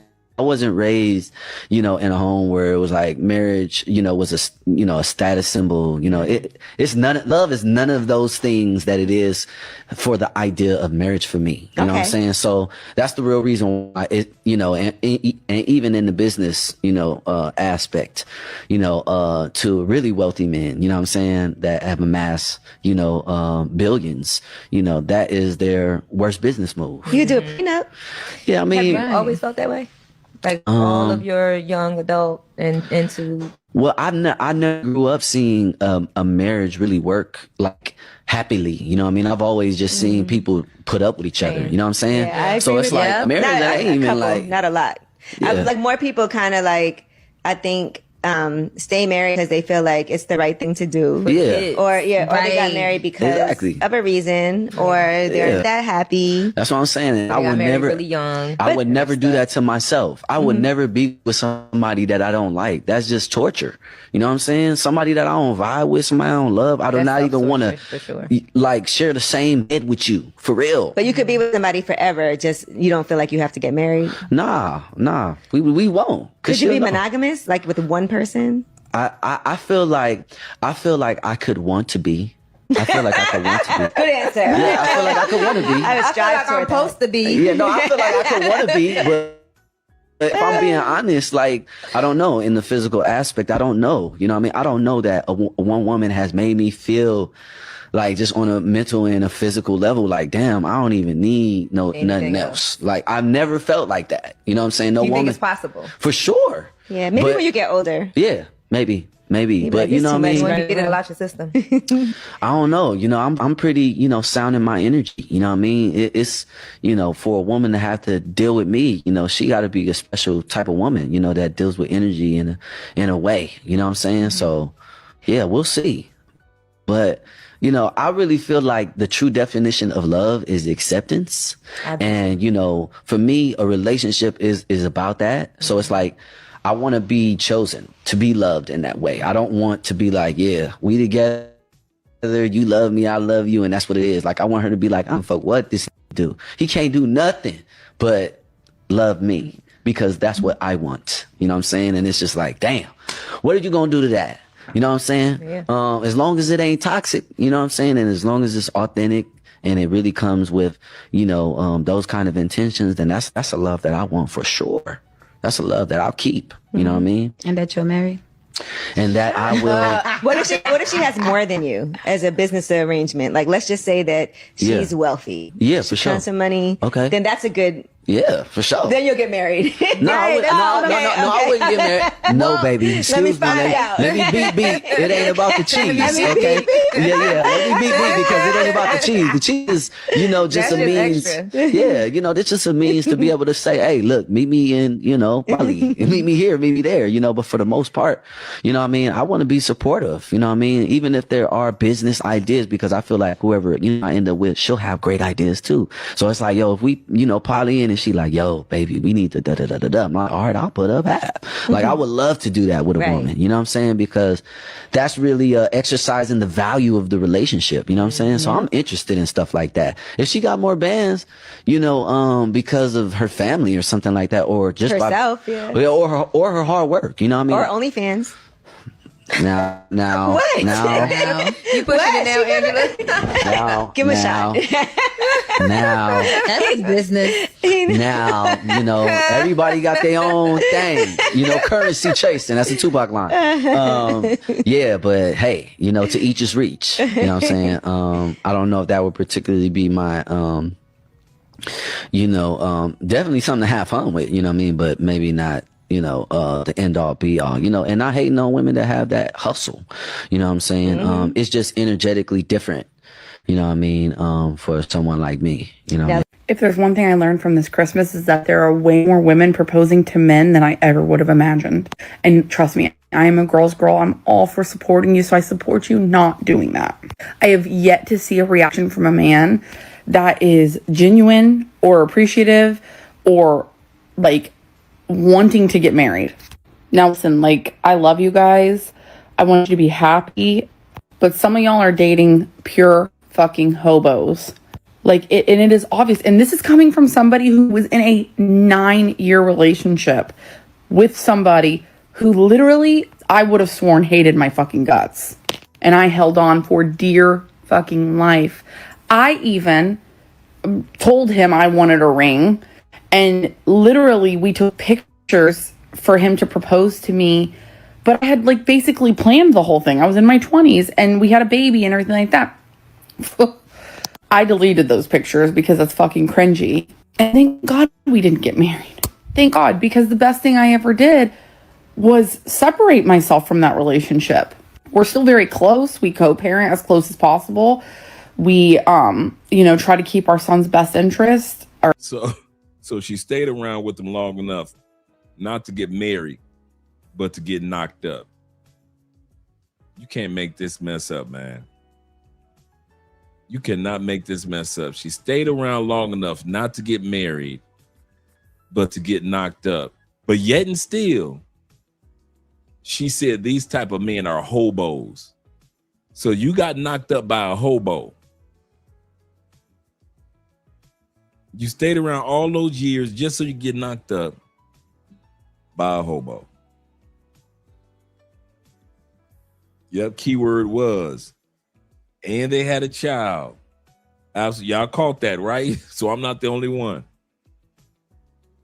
Bass backwards. Seriously. Bass backwards. Yep, she want to call him homosexual, but yet she was able to give him the most precious thing that she had to offer a man. A child. These women here. Or at least I do. But you guys, listen, take it from somebody who was desperate for that family unit, so desperate for that love. You are worth more than that. Do not get down on your fucking knee and propose to that man. It is the bare minimum. It is the least they can do for you. And half of them don't, they're trying to take pictures and stuff, and the men don't even want to take a fucking picture with you. Now, obviously, this maybe doesn't go for everybody. Maybe your man jumped up and down for fucking joy and screeched and yelped and cried. Good for you. I wish you guys nothing but the best. But please, God, if your man has not proposed to you and you're feeling like you need to propose to him and he's showing signs of total lack of interest, please see that. See it, hear it, view it, and love yourself. Give yourself the fucking gift of self-love and self-respect this holiday season. So I came across this post that said we should normalize women proposing to men. Would you ever be okay with a woman proposing to you as a man? And ladies, would you ever propose to a man? I'm sorry, sis, but I would never. Let me say this clearly. A woman should not have to propose to a man. Not because she's not worthy, not because she's old-fashioned, but because a man who truly wants to marry you won't need to be asked. Marriage is a surprise. It's a decision. And when he's ready, he will move with intention. Look, I'm not proposing because if it's been that long, it's not confusion, it's hesitation. And I need to figure out why the hesitation is there. So y'all know I need to know. Would you propose, ladies, fellas? You okay with that? What y'all think about that?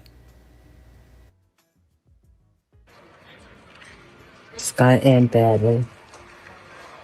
I think. I'm all about things being non-traditional, but not proposals. I'm like, this is the first time she met him face to face. He doesn't even know shit that he's there. I'm going to bring this back.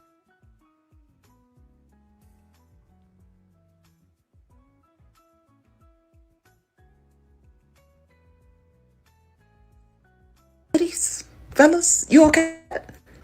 What y'all think about that? with Scott and badly. Met online 10 days. I think. Chatted video chat. Doesn't know I'm here in this city.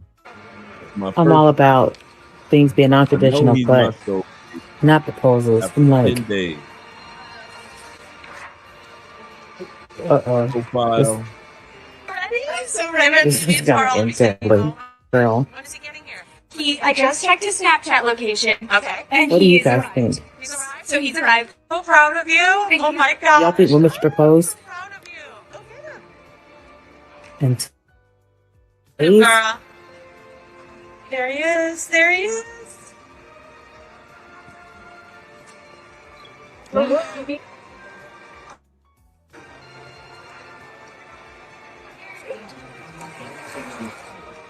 Over the past week, I've seen 3 women. Bruh.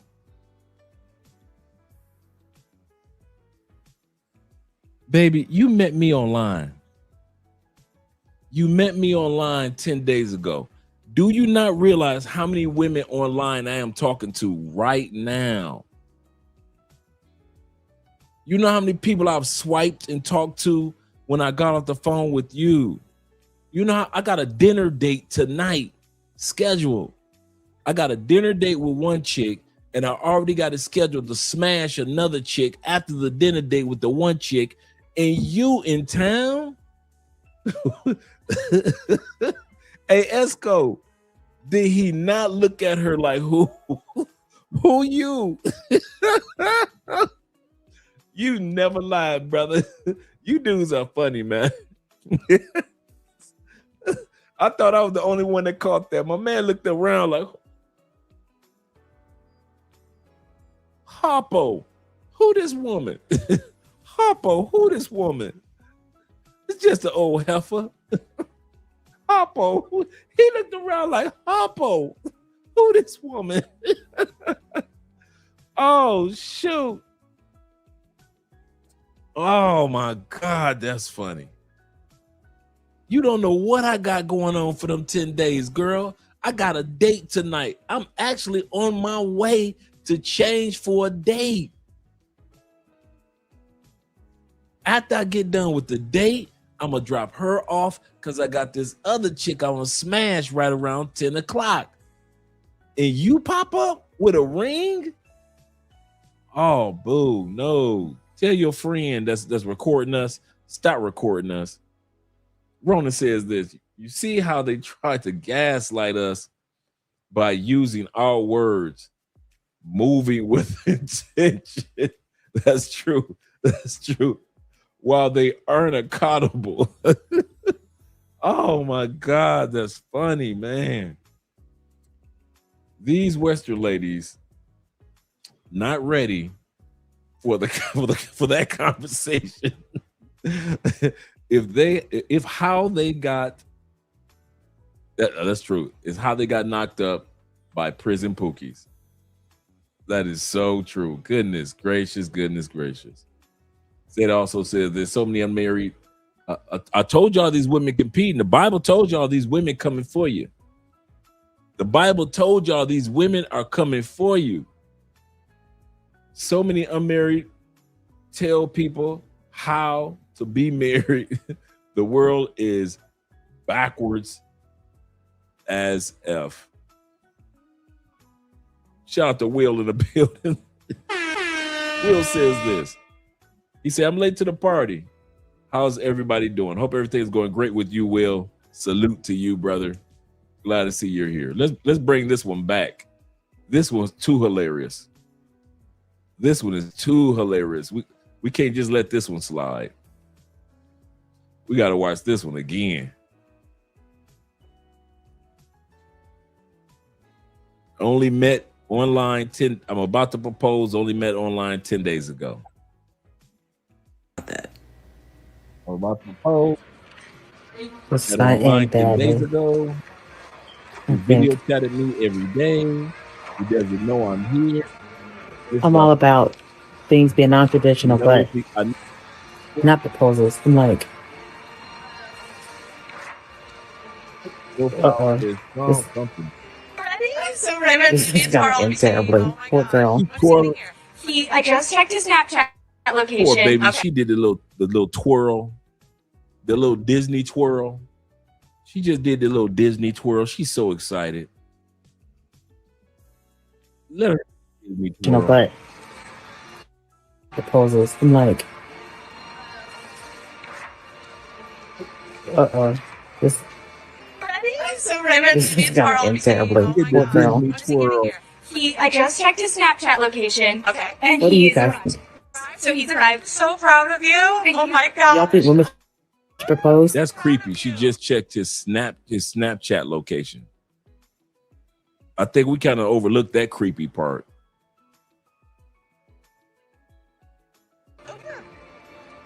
In 10 days? Girl. There he is. There he is.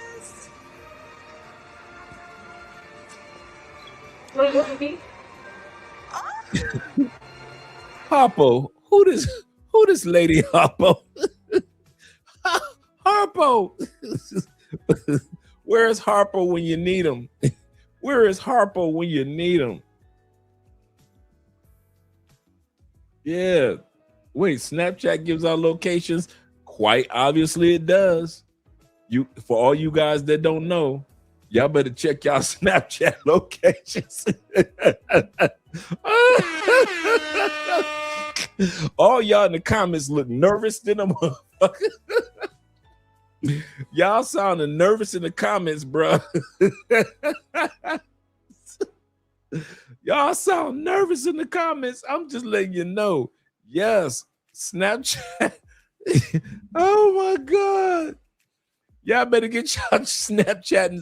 Look, y'all better go directly to your settings. Oh my God.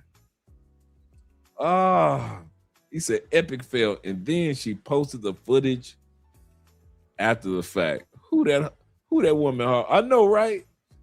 He said I don't even have Snap. I don't either. I had it, but then I don't use it. I haven't used it in like since it originally came out back in the day. So that's how long it's been with me with Snapchat.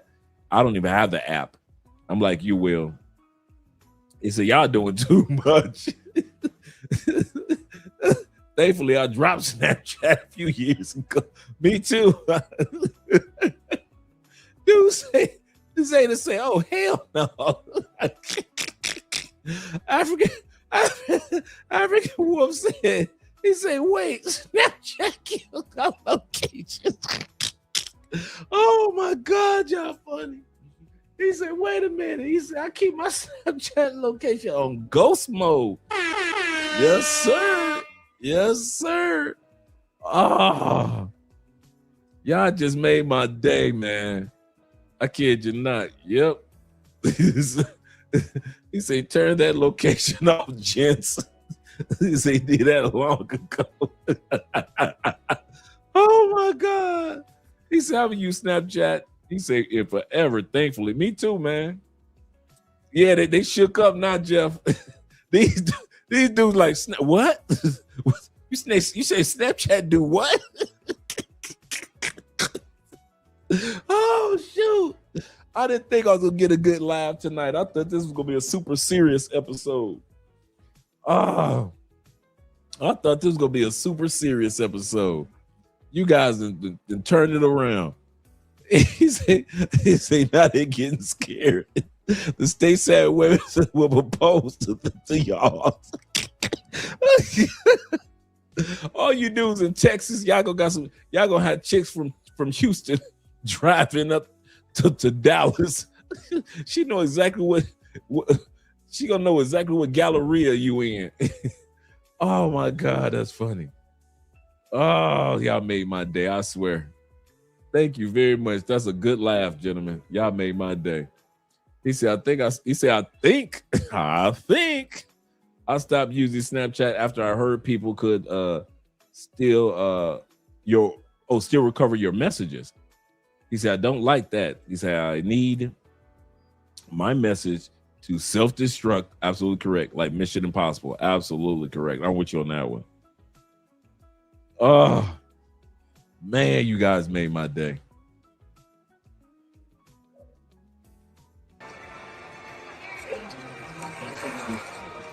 Over the past week, I've seen 3 women proposing to their boyfriends.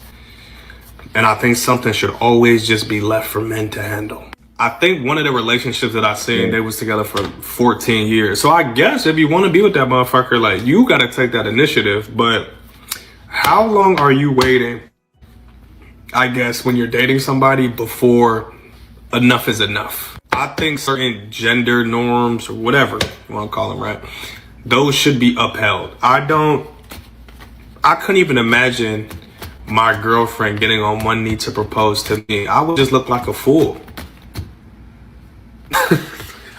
Some shit should be left for the men. I promise you, man. And fellas, if your girl is proposing to you, you did wrong. If it's ever okay or acceptable for a woman to propose to a man. No. End of podcast. Well, I mean, I knew you were going to say that, but there are plenty of women out there who are, waiting for their man to put a ring on it. Mm-hmm. And he's just not doing it. And I get that in some situations where it's been a long time, maybe they have kids together, that she might get to a point he's like, shoot, I'll get down on one knee and put a ring on it. But I know that women don't really want to do that, right? Because, even waiting so long for a man to propose to her, it makes her feel a certain type of way. So if she did it, you know, that would also kind of take away the specialness of him finally proposing to her, right? For sure. But there's plenty of women out there. Yeah, but I don't want to get the court people involved. Like, we can do the ceremony and all that kind of stuff, but I'm not going to put no folks in my business. Y'all not understand how expensive divorce can be, especially when you have assets. No, because here's the thing.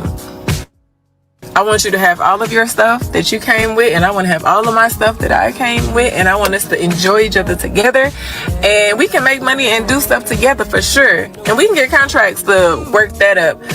But the whole legal part, nobody benefits from that but them. I'm telling you. That's just my opinion. That's coming from somebody who's been divorced. Like, I'm telling you.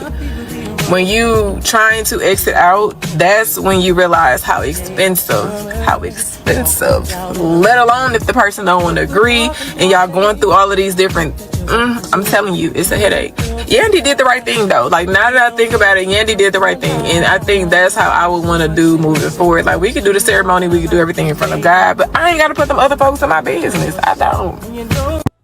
That's a good point. That's a good point. And we're going to end it right there tonight, gentlemen. That is a really, really good point. You do not want to put them other folks in your business. So, you know, do the ceremony part, but that does not mean that you have to do the part where you have the government involved in the business of you and your spouse. Because at the end of the day, these women are going to be coming because, like I said, this episode is dedicated to letting you men realize how valuable you are. You guys are so valuable that these women are getting on one knee.